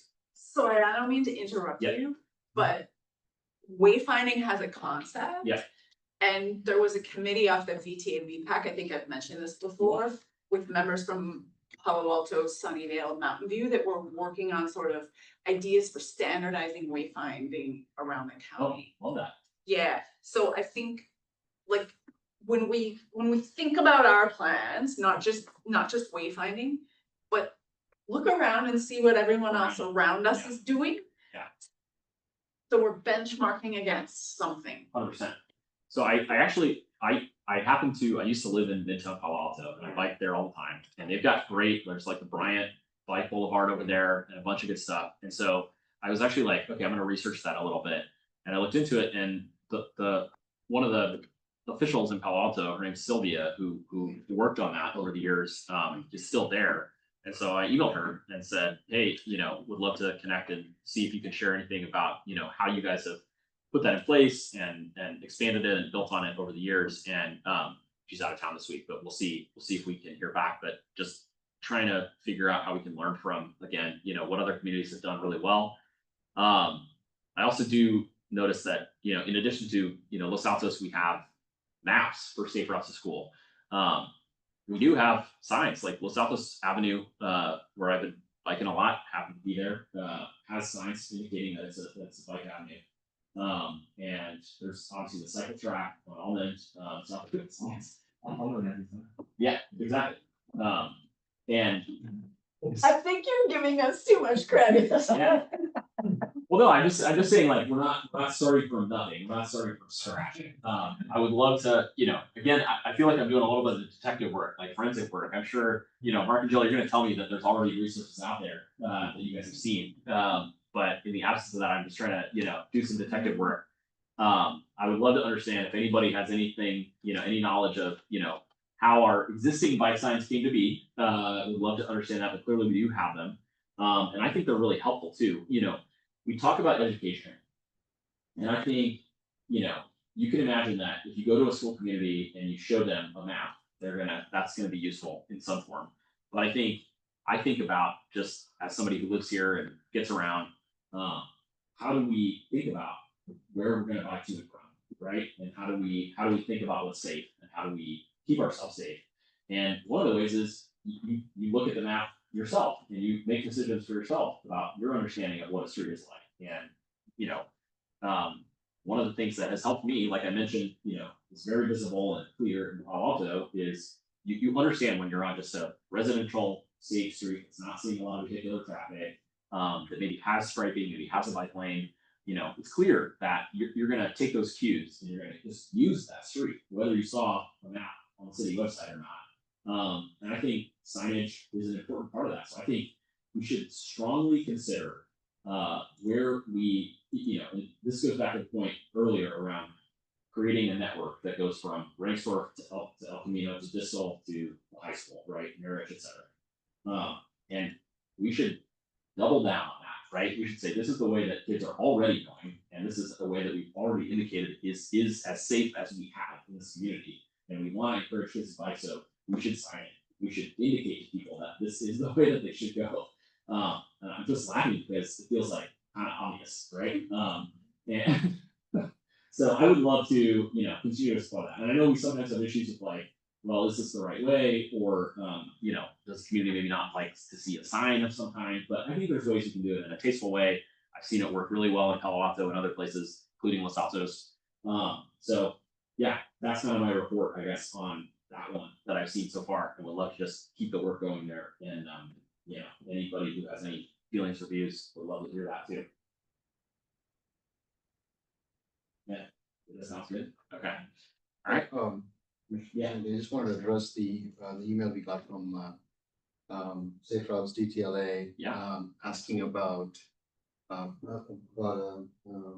map that the city was working on. Yes. So I wanted to address that.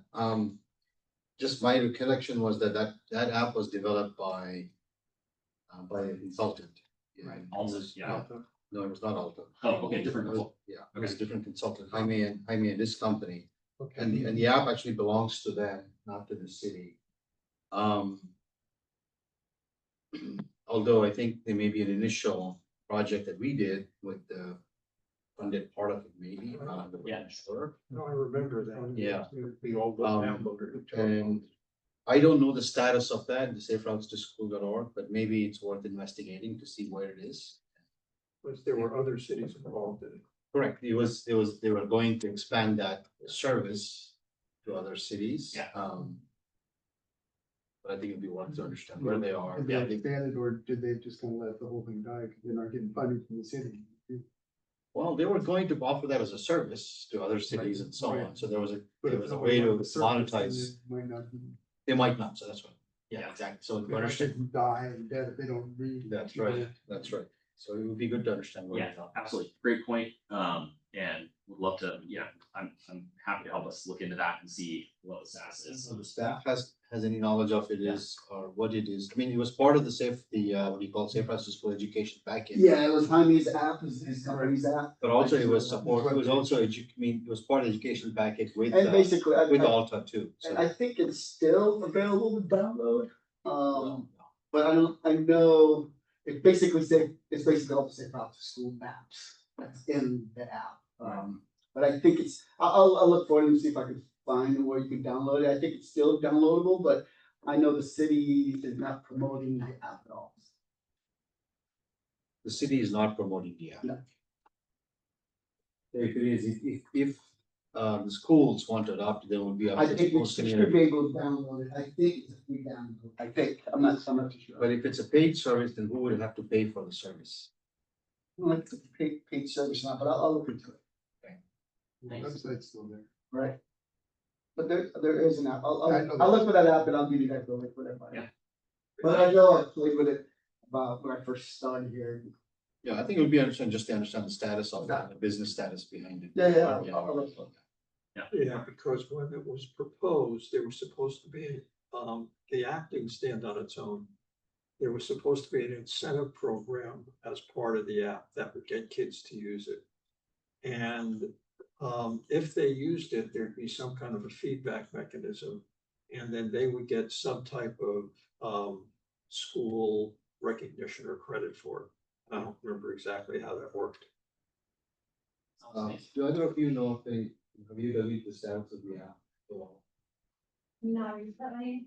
Yeah, I was just, Okay. we were curious, what happened to it? Okay. Yeah, I remember when it first came out, I do remember communicating with, Yeah, maybe Marisa or someone about it and trying to, looking at it at that time, but not recently.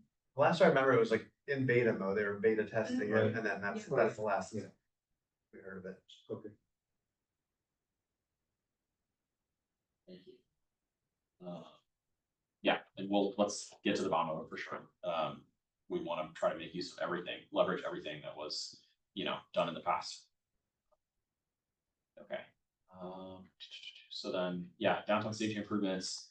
I think we put that one on hold, right? Just based on what they're doing the general plan revision. Yeah, so I think we want to reflect us here. I mean, I think It it's is. here, but what's not here is the timing. it says right now on my document, it says Q2 2025. Well, two to the right, status says full. And it says full, Yeah. but I think we want to say that this is not. Yes. You get cross out Q2 25, yeah. But what is the timing then of both the general plan and then this item? The general plan is not driven by us, it's actually driven by the planning department. Yeah, but what's So- the timing of it? So, Um, so we can get to the timing of this one. Can I tell you at this time what the timing is? Because they have not had the opportunity to start the RFP and hiring of the consultants yet.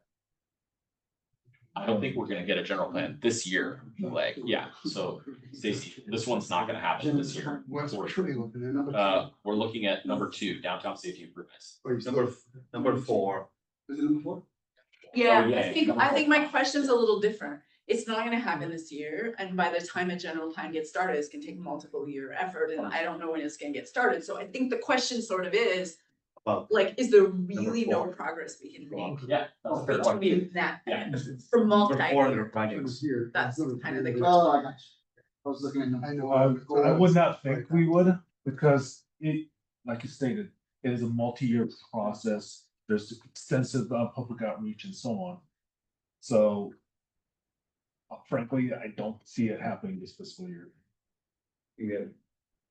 Over the special law You last do year. have It says it's not. Yeah. You should have He was not Yeah. enforced. So we should update the Yeah, but Q2. my question, I agree, that's my sense of the whole thing too, and how long a general plan takes, so then my response to that was like, okay, are we Are we really going gonna, to are see we about it? really gonna do nothing in downtown for multiple years? Yeah, that was a question that came up last time too. And Yeah. I think that's a question. Oh, I that's missed it. also. I mean, Yeah. okay. And I do think, Question for the city Yeah, council, that's a in the good. city. yeah. One thing I would say there is, I would love to continue to see if there's room for targeted improvements that don't interfere with or require the general plan to be completed, before we do it. Clearly, there was work going on this summer, significant work downtown. And that's not waiting for the general plan, so we should not just sort of like not think about downtown for the next like 4 years. I think we should definitely continue to think about that. One thing specifically, not this exact point, but related point is on speed limit mechanisms. I think this is reflected elsewhere, in this work plan, and we can talk about it. But I think based on what I've heard from Stephen in the past, and I think maybe everybody else already has this understanding too, but I think rather than looking at speed limit mechanisms specifically or solely, look at other types of traffic calming measures. And I raise that in part based on, again, I've been looking a lot at the Complete Streets Master Plan. And there's a bunch of different like traffic calming ideas in there that I think are really helpful. And I think we've gotten hung up a little bit in Los Altos, I think in recent years on, we don't like speed bumps. And I think that's for very, valid reasons in many cases. There's been some interesting implementations, but I think there's other types of traffic calming mechanisms that also serve other purposes. Like if you just think about like foldouts that can help people not have to cross the street as wide, that serve a lot of purposes. So I don't know what we can do downtown, Stephen, without a new general plan. But I think across the city, I think a bunch of traffic calming could help us achieve lower vehicle speeds, and I think you're very familiar with that, and I think you're working on probably preaching to the choir and telling you things that you already know. But just like for my benefit, that was interesting to continue to read about, and maybe other folks on the commission that might be newer to them. Steve. You know, I totally agree with you, Wes, and I think that we should remove it from the list. Yeah, I And agree. the reason is because I think it's a tool and it's not a project. Meaning, I don't think it's any other different tool than a speed bump or a stop sign. It's just a different tool. Yeah. It's a tool to address a speed limit. And so if we felt that there's a road that has too high a speed limit, there is now this state tool, that's AB 43, that under certain circumstances, we can use to reduce the speed limit on that road if it fits a certain criteria, meaning it's close or within a certain distance of a school or towards a business area. And that's great because we can use it for that. And it doesn't have to be downtown, right? It could be around El Camino, it could be around Rancho, it could be around a school, it could be wherever. So why would we have a project just to review AB 43 any more than we would just review speed tables? Whoa, the AB 43 project is super important.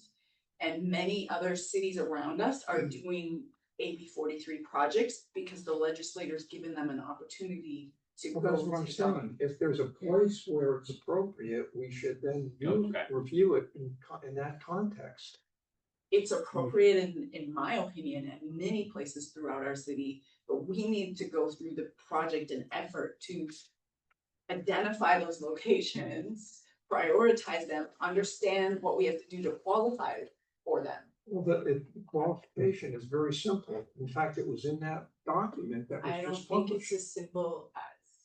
I think, well, we might be mixing up two things, right? Because this particular project, it says review, that's the verb, right? Review traffic calming measures, not take action.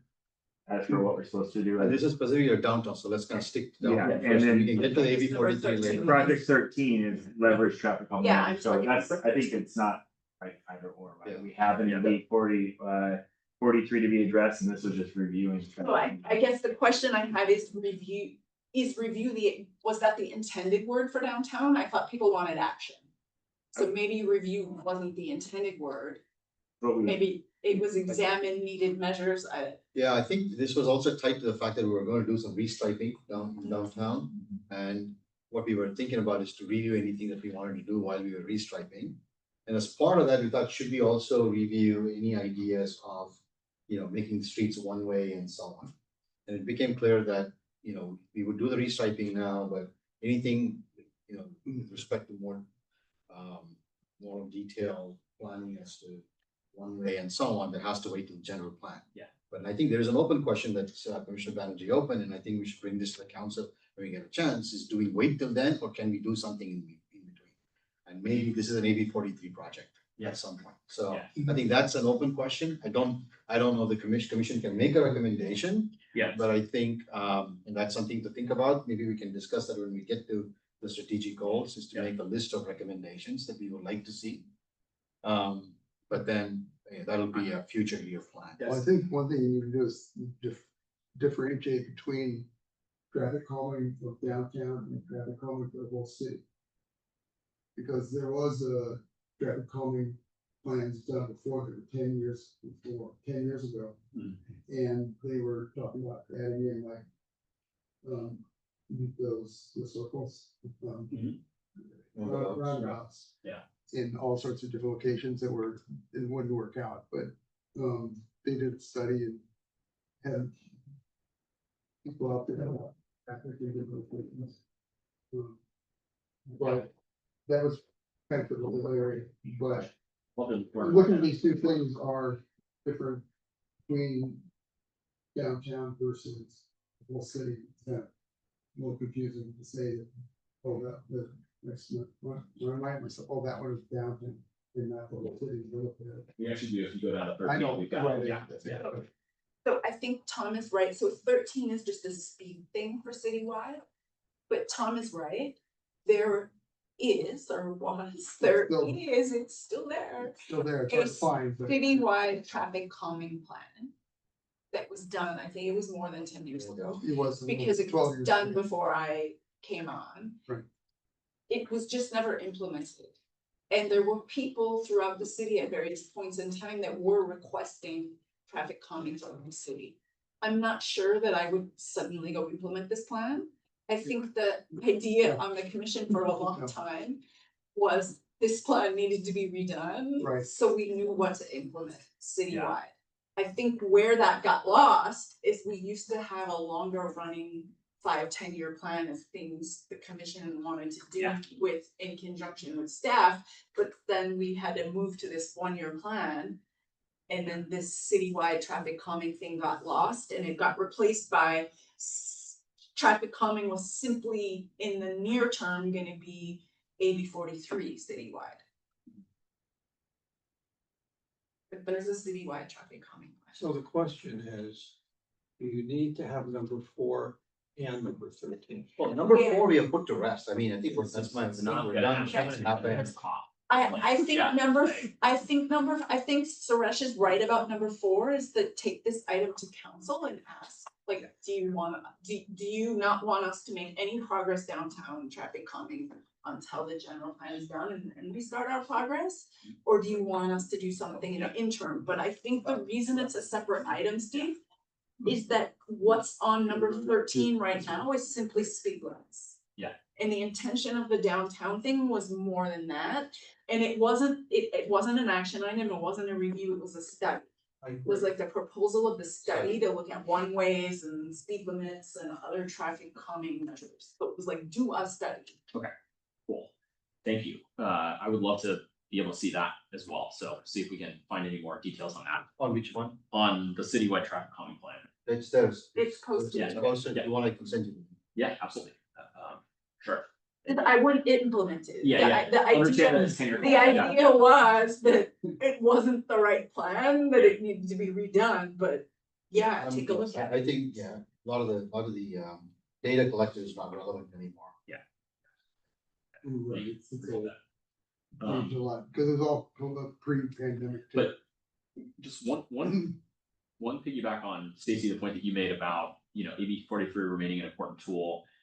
That's interesting that there is some daylight. I mean, part of what I think we're working around, in addition to the general plan, is that I think doing speed surveys could be counterproductive, and so and there's some issues with it. So, and I admit that I don't think I probably understand AB 43 as well as some folks, but it sounds like it does have some tools in it that allow us to maybe make decisions that are not solely based on survey, the radar survey. So.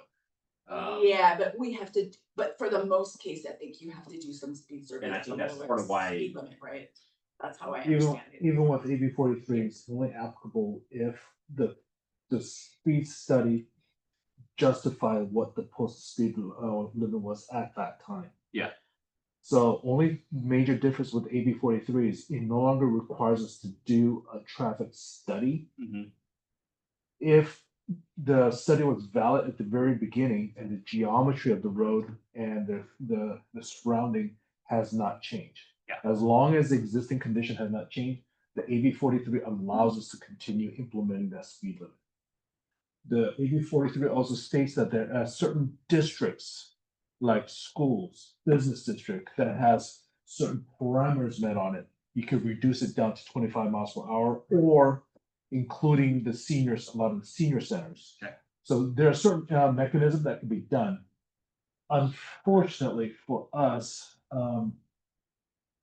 we have to be very careful how AB 43 is implemented, because some of the studies that was done to implement those studies, the speed limit, the record was lost, and some of the speed limit was artificially reduced. So because of that, the speed study is thrown out. The second thing is a lot of the classification that we need to implement, like business districts, senior centers, schools, we have to clearly define where those locations are. And like the downtown, it does meet the requirements of having parking in the front of the business. So we can implement the speed limit there, but we have to very specifically designate this is business district based on the requirements of AB 43. We don't have that designation in any of our ordinance or any of our muni codes. So we would have to designate all that stuff for us to apply the AB 40.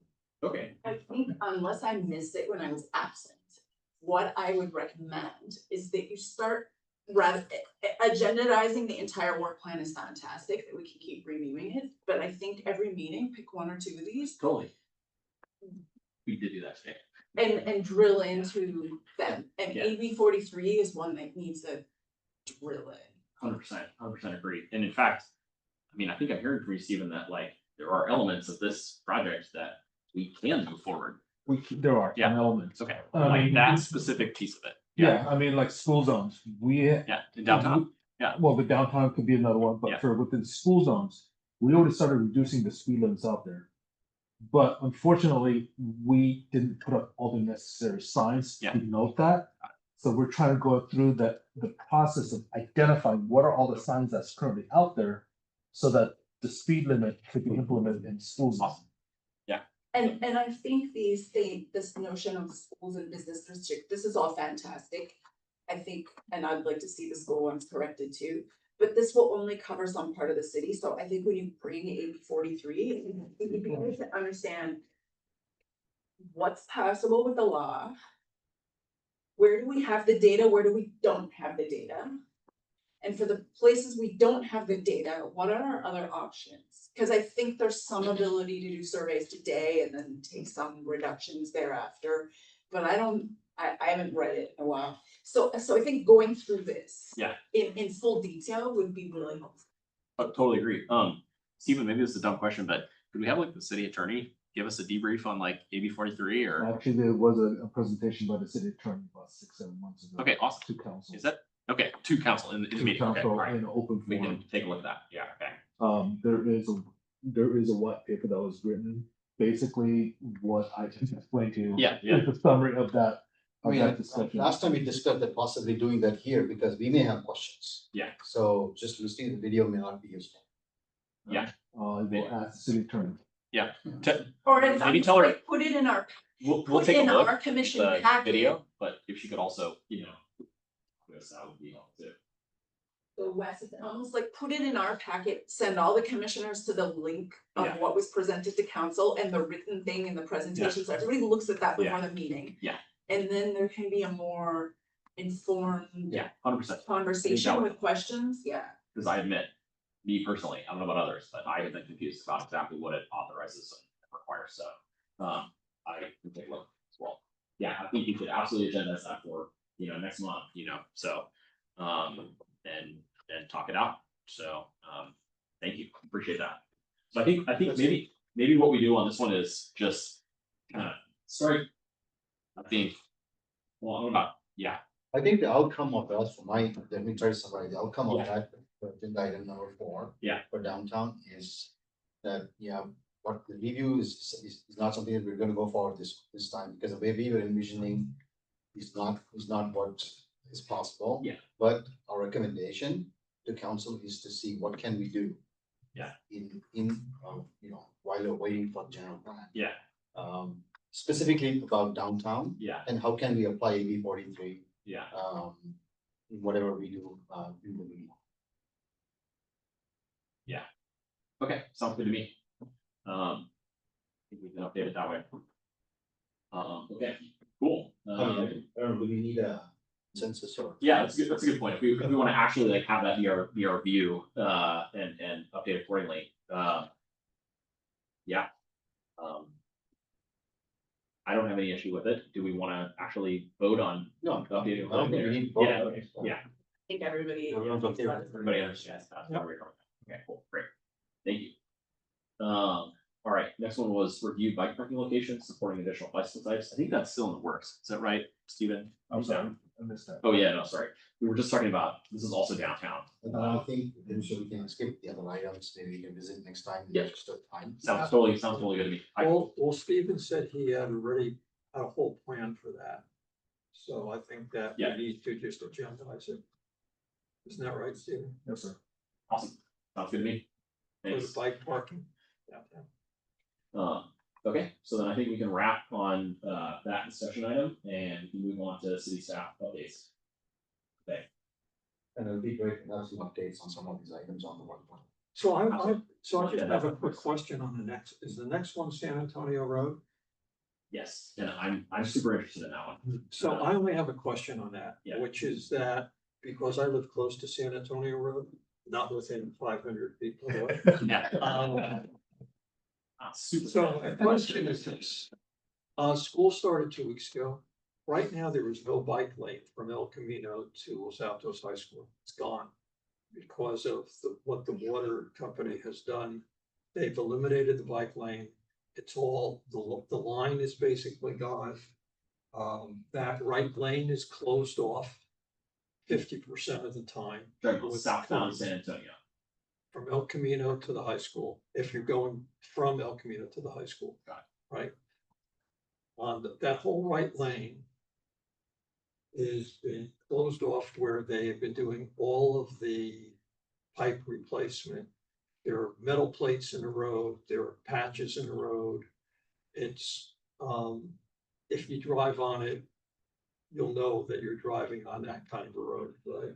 So my question is there a short-term plan to address that before the whole San Antonio Road thing takes place 18 months from now or 2 years from now or whatever? Just kind of give you a little bit of background. That's, in the first place, not Cal Water, it's actually PG&E who's doing the work out there in San Antonio. They're actually upgrading that infrastructure out there.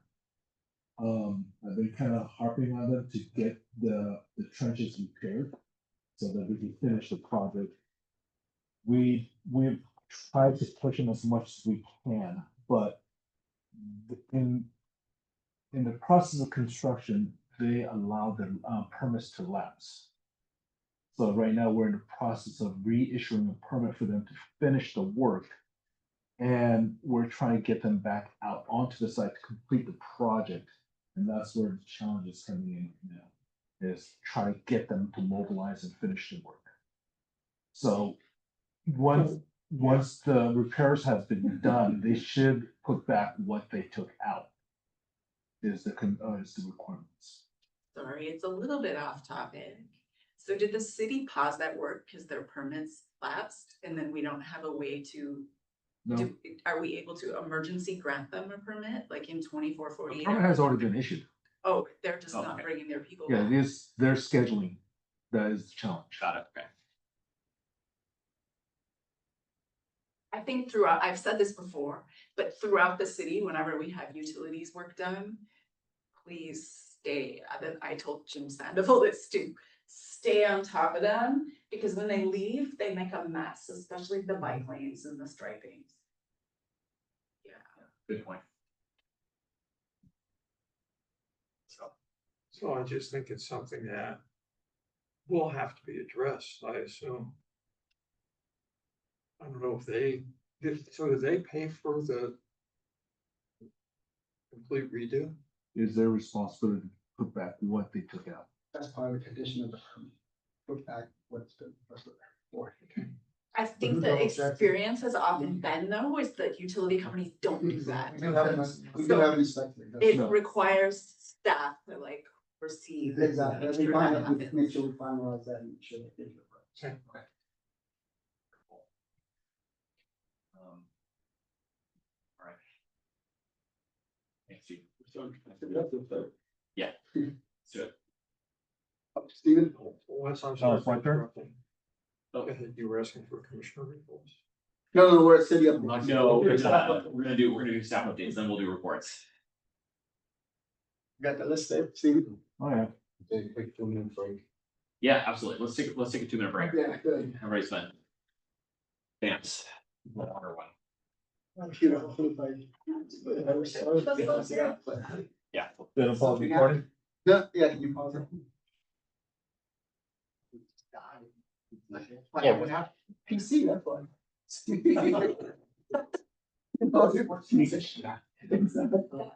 No, it's, I wonder. All right, here we go. Let's do it. All right, staff update. Oh, we said you need to come. Well, that's right. Should we just continue? Yeah. Okay, let's just do it. You went late, that's why, so that's not fun. Yeah. All right, let's do it. That's right. City updates, Steven? Yeah. Here in spirit. Exactly. And Steven has a little. If anybody has Hang on any a minute. eminent related questions, I'll ask for Tom. Yeah. Just want to give the commissioner the status report as requested on the last commission meeting. I have compiled a list of all the projects that the commissioner has previewed and previewed to and have asked regarding. So here's a list of basically consists of 8 projects that the commissioner has requested information on. The FY 24-25, which is the current annual streets project that is going on. The 25-26 would be the project that we are for next year. We have pedestrian avenue Let me try this again. Fremont Avenue pedestrian bridge. Oh boy, it's been a long day. Yeah. The current status of the San Antonio Road completion project, Crystal Ray guardrail, citywide traffic survey, Hachachi ADA upgrade, and El Camino Real. Let me just start off with El Camino Real since there really isn't a whole lot to report on. Based on our discussion with Caltrans, they have indicated that they have completed installation of all the bicycle delineators. The bike lane is fully in place. All the signs are properly posted.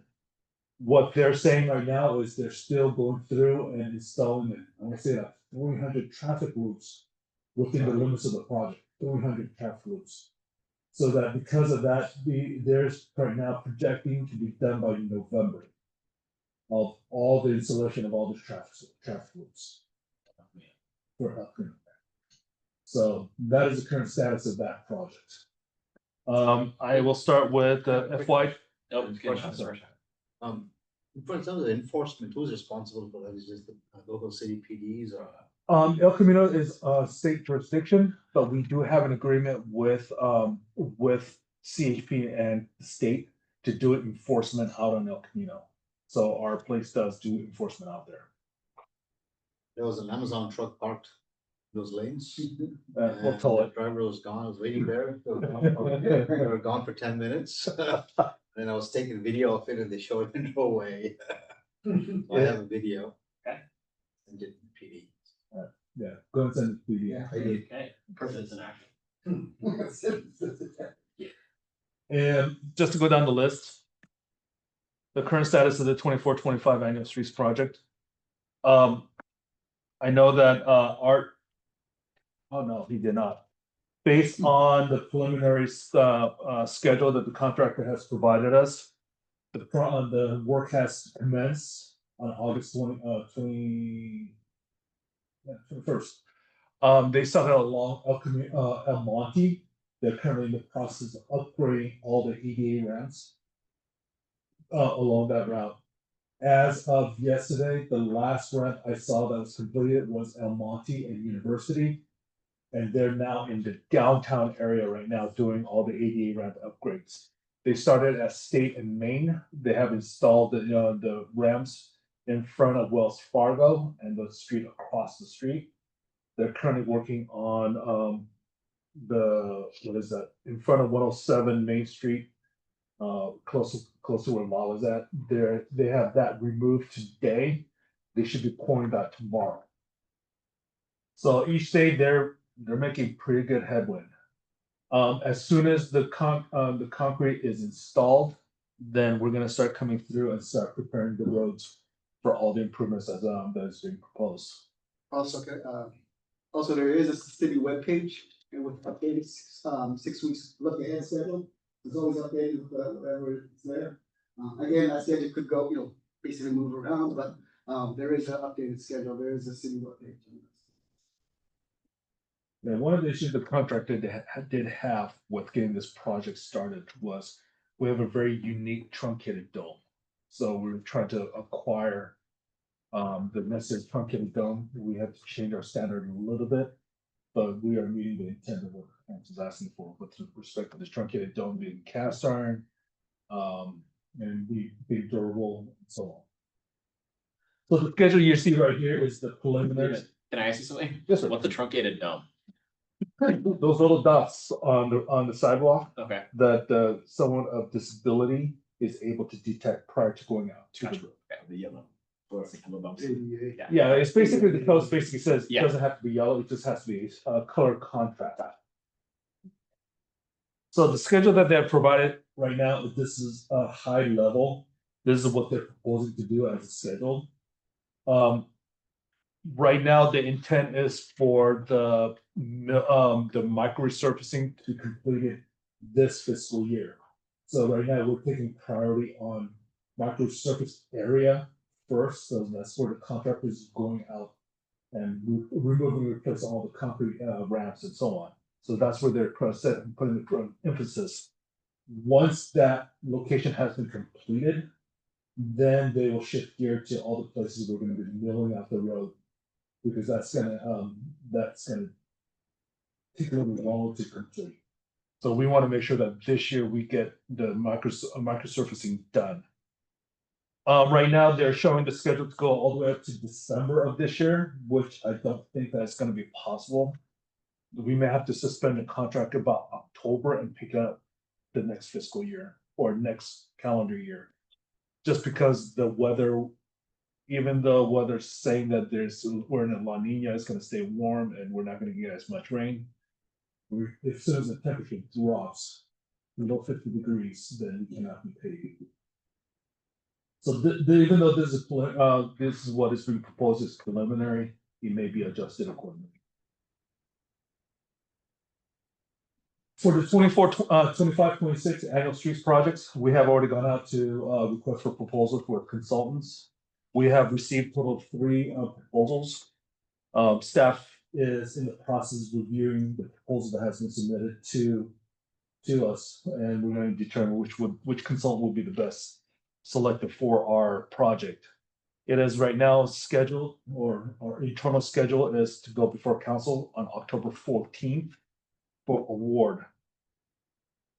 If the council does award on October 14th, the critical dates for that I'm showed is a very critical milestone for us to get this project started by June 8th. Yeah, and what the list I've given you is this preliminary high level. The information that I've been handed out is a little bit more detailed on very specific dates. But overall, if council does award the contract by October 14th, by November 19th, we're going to be asking for some preliminary design so that we can present to the Complete Street Commission what are some of the improvements. Please keep in mind that when we have streets that we're going to just replace in kind, where there's no modification to whatever the striping is, it is not our intent to go ahead and then bring it back here because there's no changes occurring unless there's a reason for us to want to bring it in. The drawings that we're going to be putting in are roads that is going to be modified from the existing. So it could be roads that we're adding bicycle lane or some other features that we are trying to comply with our Complete Street Master Plan. So right now, in the November CSE meeting, it is our intent to go and bring you guys some preliminary drawings or comments. By January, we hope to have the design about 90% completed. So the Complete Street Commissioner is able to see detail of the striping, of what are the features, and so on. So you guys are able to see in detail what those stuffs are. Based on that feedback, we're going to be going and completing the design by February.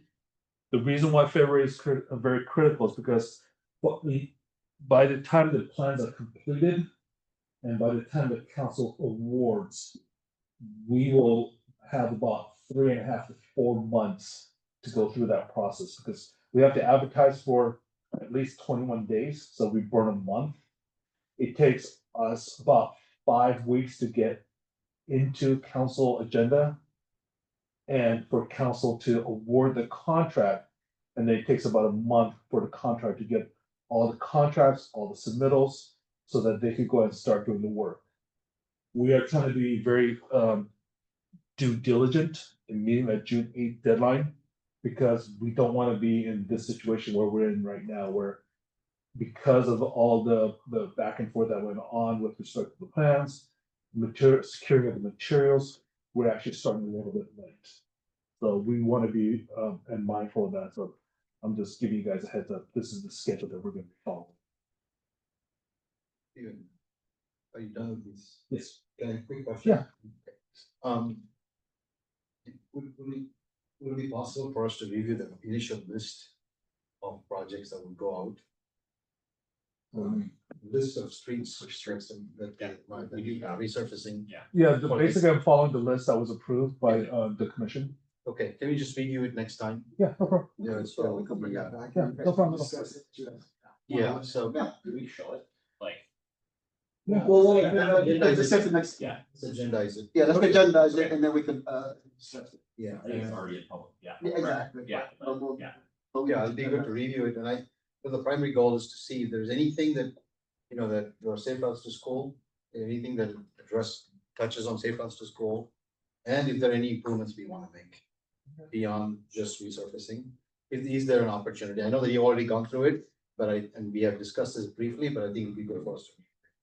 No. Because if there is, then it gives us a heads up, and if you need to do some more public outreach, then let's get ahead of it. That's the primary goal. Yeah. And most likely will be when I present to you in November because of Thanksgiving holiday, we may have to have a special meeting. Just a week ahead of. Well, we're gonna actually, So we'll talk about that next yeah, time, so about, no, we did last year. We had- just be mindful that because Yeah, well, of the holiday, we're planning to we're do- gonna have to do something. We're going to have that date, it's the 19th. Yeah, but we're planning to, we don't wanna do the. Because the Thanksgiving 26th, Thanksgiving is was the day before Thanksgiving. And that's what we did last year, we moved it the week before, so we'll vote on that again until, we'll put that on. Yeah, this is an item that we need to discuss, Yeah. but Question, just kind of giving you a general. yeah, quick question on that one too, So we're Steven. changing Move it. Last go round, Nothing well, in actually two one- questions. Last go round, we had list of streets, or a set of streets that you wanted to do for this summer and this year. And you had one or two picked out, including, I want to say Springer, the stretch of Springer, that we knew we wanted to engage the public more on.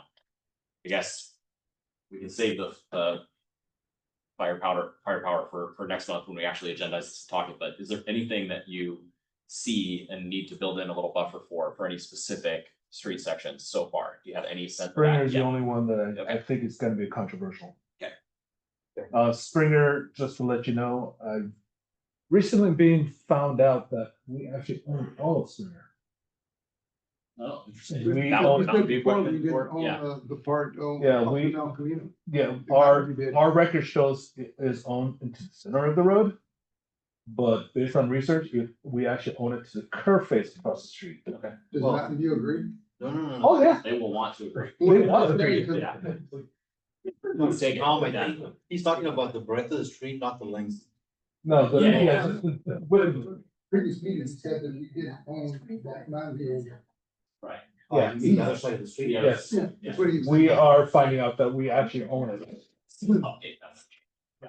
So, This goes up to the El Monte. Oh, yeah, I'm on the clock. Yeah. yeah, basically we own it, curve face to curve face. And so because of that, I may not be able to do as long as I would like. I'm gonna have to reduce it down. Also, the bids came in a little higher this year. Okay. So there's a couple of streets that we have not been able to get to. So we want to make sure that those streets are completed. So I'm curious now, and this is off topic, but Grant and all those other streets where we share those borders with Mountain View. How many of those are ours and how many of those are theirs? Because if they turn out to be all ours, like at some point, I think you have to go to Mountain View and kind of say like, come on, there needs to be a cost sharing model here.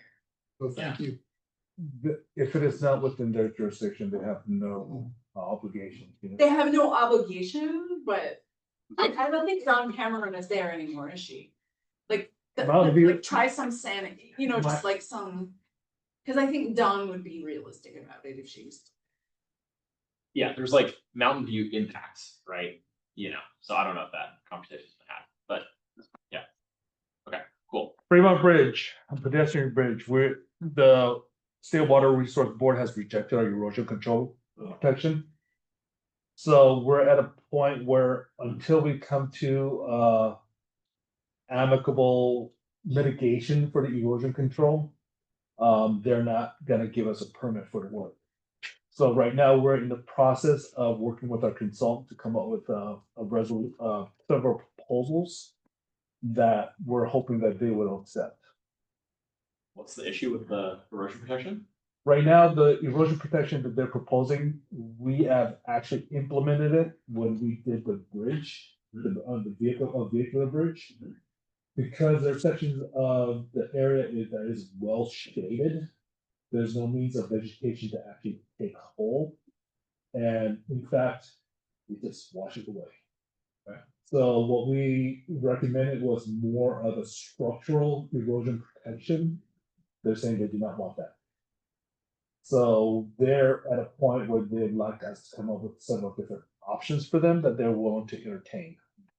So the options are very limited at this point in time, so we're trying to come up with something that's feasible and practical for us to implement. Okay. But otherwise, the plans are at 95%. We need to know what the conditions are from the state so that we can complete this plan. The plans are pretty much done. It's just, we just gotta add their the condition onto the plans. Okay. I know you guys wanted to hear about this one. San Antonio. The San Antonio, the request for authorization to the federal highway and Caltrans has been submitted. I got carried away. The San Antonio Road completion project has been, the request for authorization for us to start doing the design has been submitted to Caltrans. At this point in time, Caltrans saying that all the requests has been submitted to Federal Highway. We're just waiting for a response back from Federal Highway for us to get this started. We anticipate that we're gonna go ahead and start this project about December. What I mean by that is that's when I'm gonna be going out and hopefully hire a consultant to do the design with us on this. I anticipate the design will take approximately a year because I want to make sure that because this is probably going to be very controversial, we're going to do a lot of public outreach. I'm thinking at least 6 to 9 so that we have enough feedback from the public. Right now, my anticipation for construction is going to be 2027. Yes, sir. What year is it controversial? Yeah, we don't even manifest it. Yeah. I'm not laying all out. All I can say is buckle your seatbelt. We're in for a ride. Basically, we need to put a bike lane, a protected class 4 bike lane out there. That's what the money's for, right? Correct. Yeah. Okay, yeah. So we're gonna have to be very creative on how we're gonna put in a class 4 bike lane. And at the same time, allow vehicles to traverse through the area. It's gonna be challenging in the fact that on Almond, we have a fire station there. We also have ambulance staging there at all times. So we have to be able to provide a protected bike lane, at the same time, be able to allow emergency to respond without delaying their response time. I think we can do that. Yeah. It's just engineering. Yeah. Just have to wait and see. Just clear out the bollards around the fire station. We also gotta be in a situation where, right there where Edith, Main, San Antonio comes all together. Technically is a 5-point intersection without the 5th leg. So we're gonna have to be very creative on how we're gonna be able to make that work. And at the same time, one of the things that I'm already thinking about is there is traffic signal on Foothill, Edith, Main Street right there, there's a traffic signal there. There's Almond, and then there's one more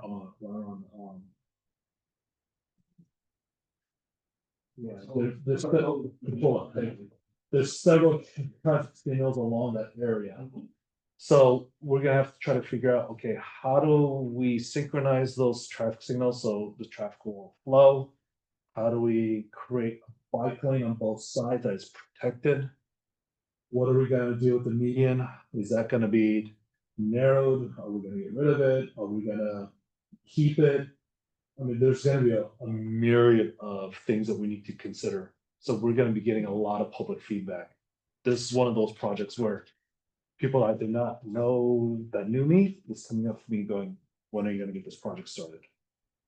And they already have very strong opinion about this project. So, yeah, but it's gonna be about a year.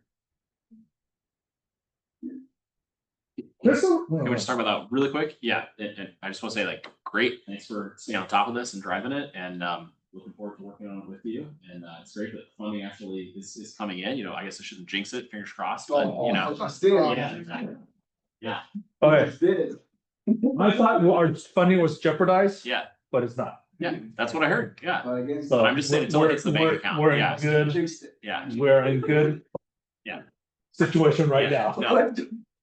no. Yeah.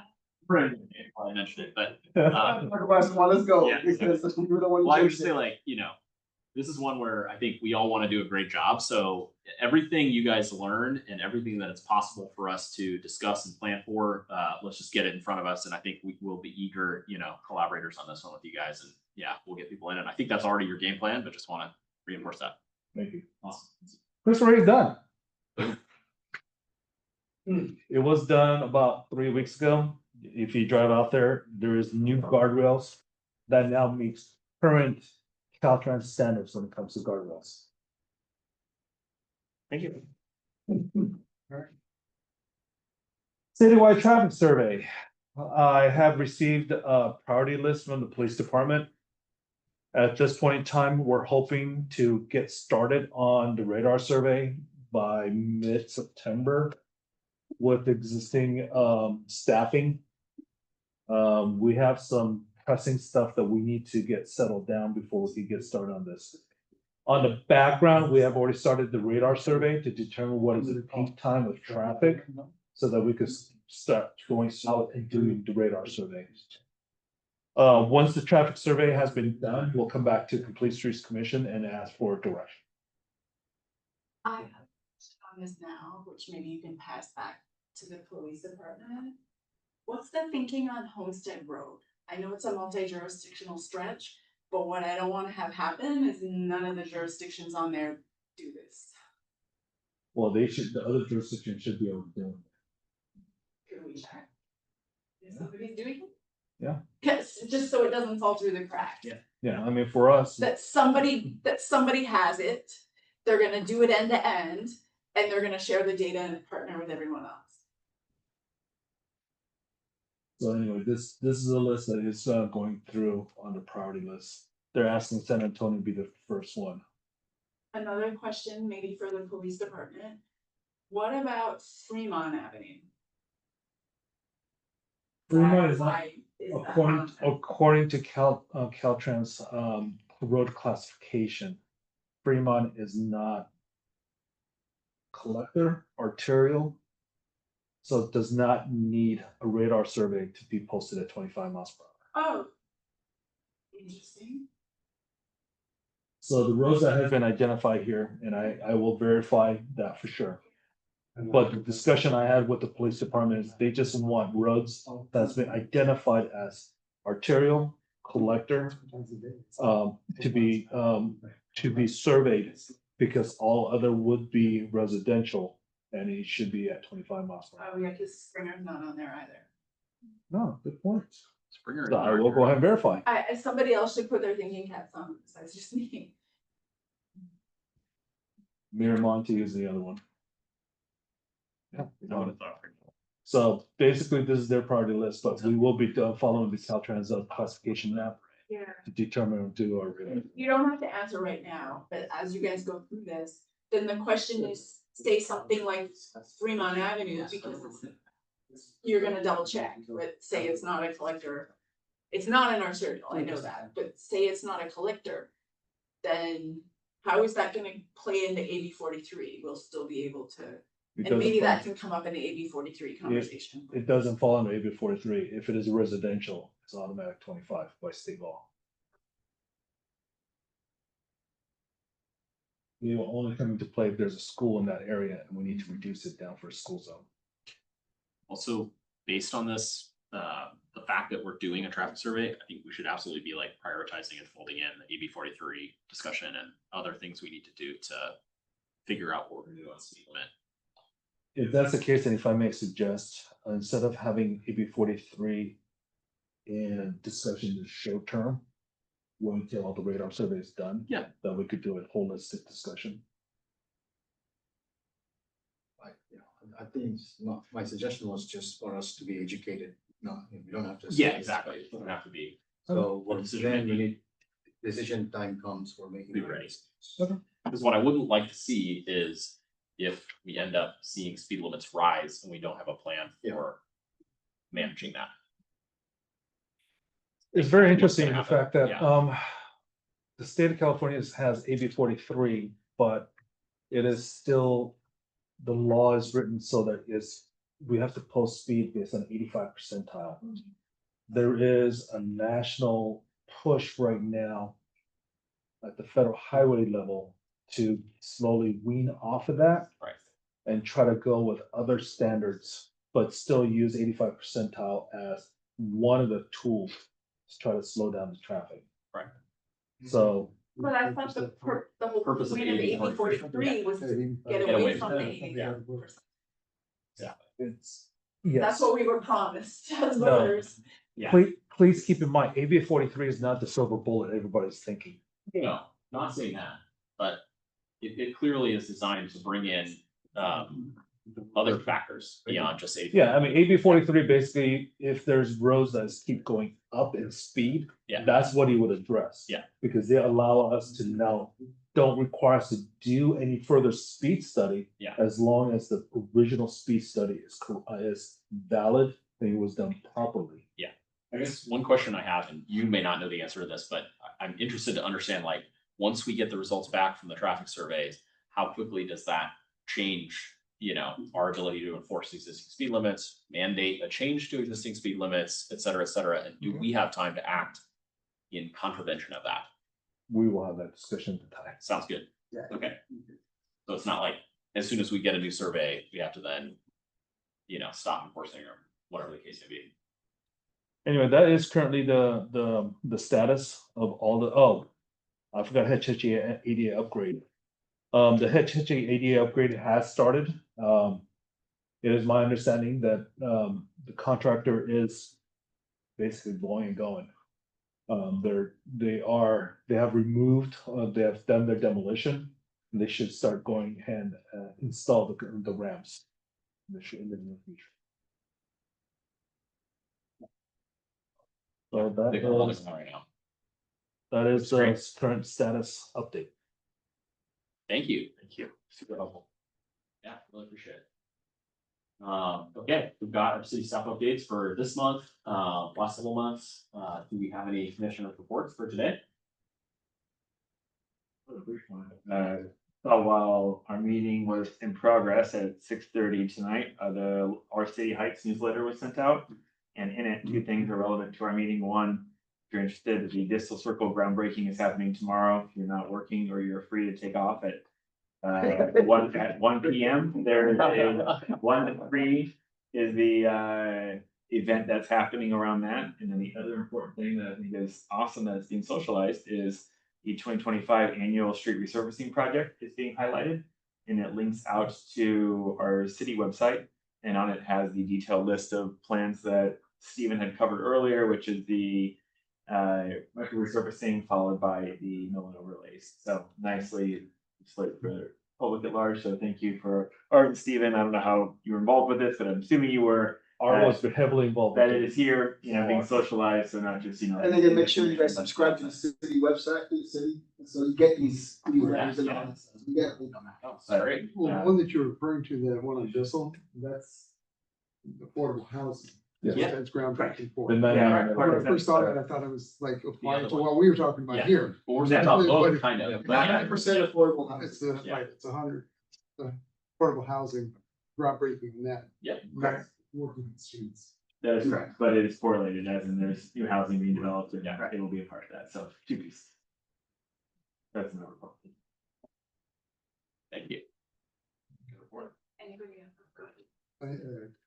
Report, but, so on the, one thing that's had a little controversy is the city's downtown parking plan for that, no, sorry, not parking plan, but the new park at Main Street and First Street. There's a new park that they want to put in, where parking spaces. Yeah. Do we have any input to that? Or is it all in the plan? That's It's all pretty much, Planning and city planning council. and city. yeah, that's driven by council. Yeah. So we don't have any, You want to have it on it? yeah, we're gonna put more parking out there. There are those talking about losing a lot of parking. Oh, yeah. Actually, prior to doing that project, there was a company that They talked to us, asked, No. I thought that was a big subject last night. Yeah. just to let you know, prior to this project, the planning department did take an effort to go ahead and take inventory and determine whether there's adequate parking or not in the downtown area. And they actually show that we have more parking spaces than we really need downtown area. Steve just pointed out, they talked about the city council meeting. Do you want to update on that? Oh, you did? And so what I can tell you is that there's a lot of controversy. Yeah. And that it is gonna go on for a while. The other thing that's getting a lot of controversy I see is, but it's in Mountain View, is on California Street. Everyone's familiar with that. They put up these valves kind of in the middle of the road. Pine trees, I can't wait. And I guess it'd be good for the bicyclists, but it's also been, there's a lot of traffic back, because you can't take right turns on red now. It's really controversial, so I don't know if you've seen this already.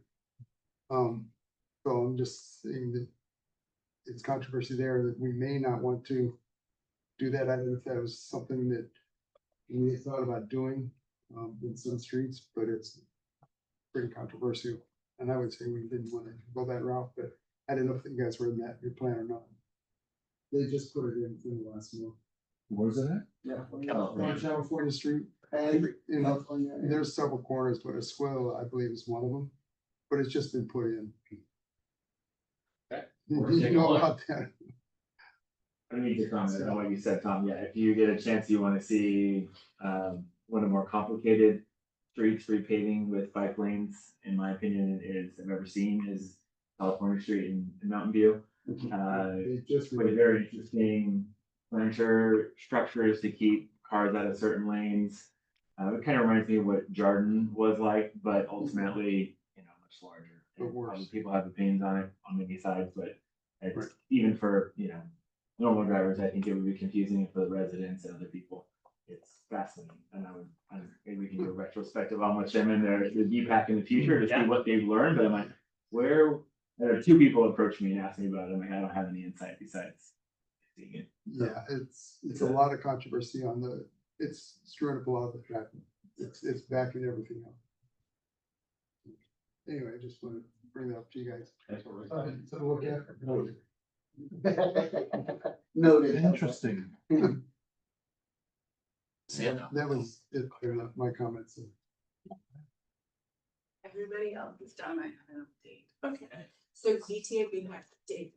We got the annual transportation system monitoring report. This is where they look at the countywide graffiti, trash picked up, street resurfacing, PCIs, all that stuff. If there's interest, I can have it sent out to everyone. Sure. Okay, so I've got done. Just briefly, we're doing a lot of counties items lately. I'm picking only what might be semi-interesting. Bridge project, county is doing a countywide bridge project where they're overhauling some of their bridges, including they're trying to do better bicycle infrastructure across some of the bridges. It's not really in our jurisdiction, but if you bike farther out, if they get that done, it'll help. They're working on their local roads and safety plan. They have one done, and I think they're gonna update it later. The feedback that I gave to them in the meeting is that there's fatigue for the community to give input to these kinds of plans, because they had a couple of public meetings. So what I suggested to them is that they get something like when the Complete Streets Master Plan had that input map. It would be good to share that data with them, because there was a lot of stuff that was touching in areas, say the intersection of, I don't want to pick on San Antonio and Foothill, because that one's coming up, but say Foothill and El Monte or Foothill and Edith or something like that. So it'd be good to share that data with them. And then they're starting to talk about their intelligent transportation systems. I don't have a lot of details right now for that because it's an initial high-level presentation. So that's what I have for VTAB. And then if I may, and it's late at night and we're gonna adjourn soon, but I just want to say a couple words, and they're not very well planned out, but I think I'm nearing my 8 years on this commission. Technically in March would be my 8 years, but the city now only does annual replacement of commissioners. So this is a good time to let somebody else step into my shoes. Including one of you can step into my shoes, and then some new person can come and it takes a while to sort of take on the breadth and expanse of these roles. But it's almost a decade, because I spent a couple years sitting in that audience before I joined the commission. So it's been an honor to work with all of you and to our predecessors as well, and with staff. And I know with council members, dating back to, Jeannie Bruins and John Murdo and Anita and Lynette, and I really appreciate, council members who've been very receptive to the input that the commissioners have had. Quick 10 points for you all. Number one, we're here to advise council, and we're really to bring the residents' perspective. Don't forget that. Don't forget that. Don't forget that. Number two, gain background in bicycle, pedestrian, and streets. And that background comes some in this meeting, but you need to spend a lot of time outside of this meeting getting that background. I know Suresh has sent out to everyone one of the NACDO guidelines to look at and read, but spend your time getting background, because then you're better informed to give better advice. Number three, get firsthand experience on our roads in multi-modes, whatever you're able to do. But don't just do it in your neighborhood, in your regular routes. Force yourself to go throughout the city and do it. Number four, 8 to 80 plus ADA. Anytime you give feedback, think about our most vulnerable users, which are 8-year-olds or 3-year-olds. 8-year-olds, they might be first without their parents. 5-year-olds sometimes like to school without their parents too. 80-year-old people, like elderly people, or people with ADA issues. Those are the people that you need to design your roads for, and staff needs to design the roads. You guys need to give feedback to staff, but if you give feedback based upon those priorities, you will serve everybody. And if you particularly think of those people walking and biking, or in some cases driving, you can't drive when you're 8, but then you will do your best job. Number 5, know your community members, know your community groups. There's a lot of community groups in this city that have interest and stake in streets and roads.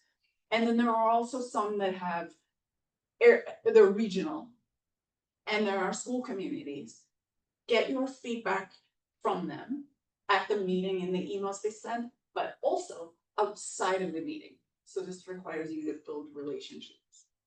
I have 10, I'm gonna get quicker. Get a mentor.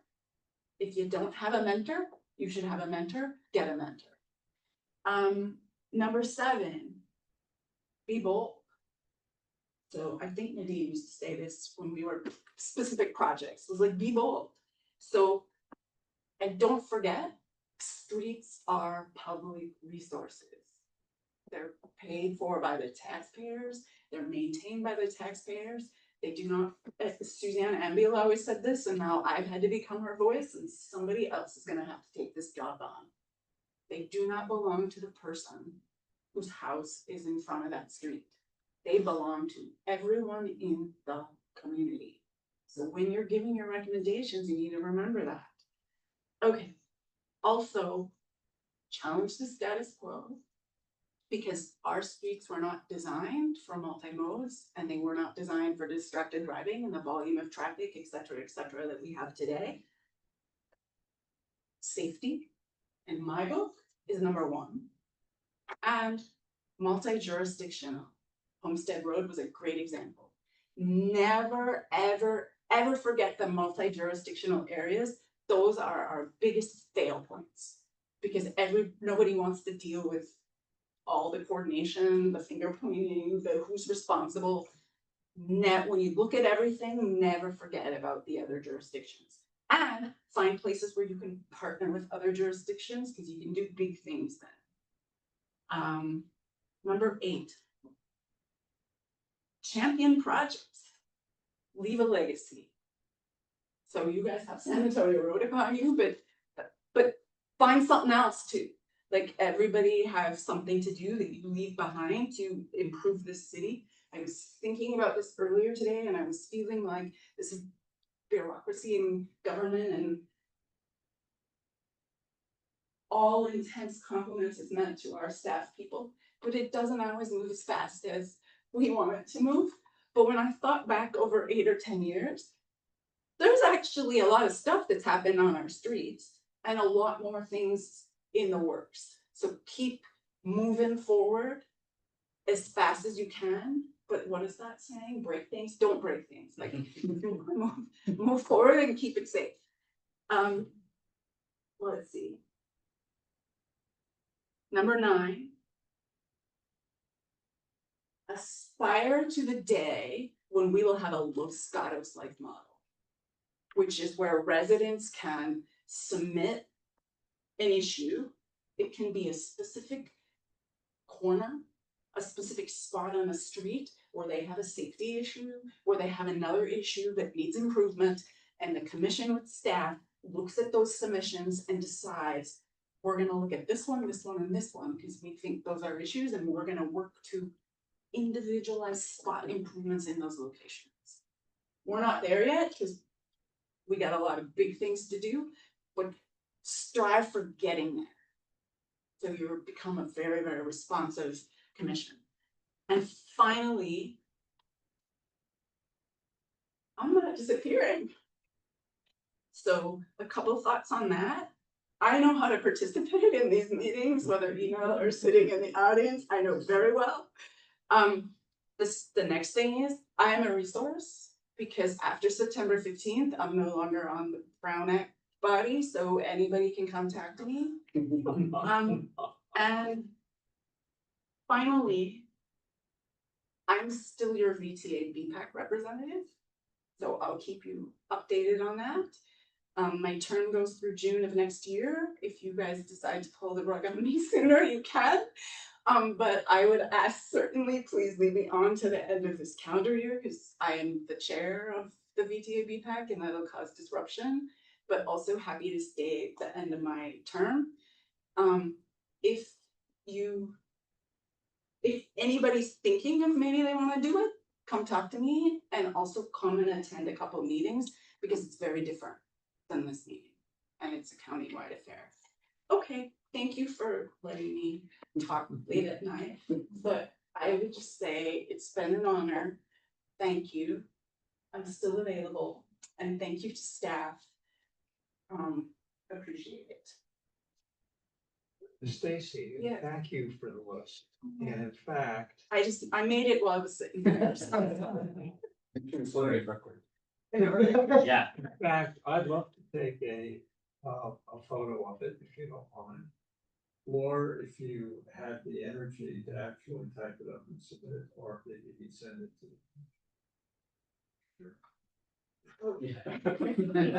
Then you can take a photo, you can't read it, so it sounds like people are winking and nodding at me. It sounds like I have to type something out of it. My strength, I'll just talk to you.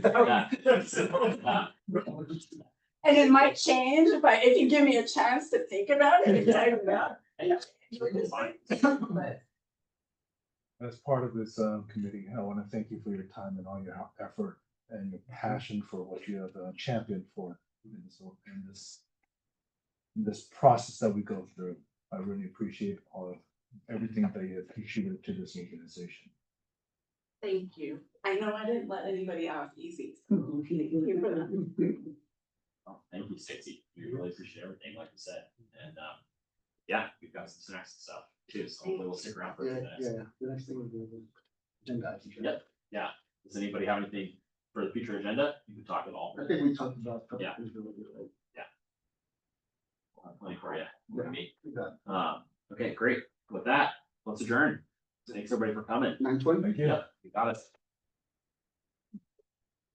Yeah, thank you very much. We're gonna have some, We have some refreshment and some snacks for everybody. oh, yeah,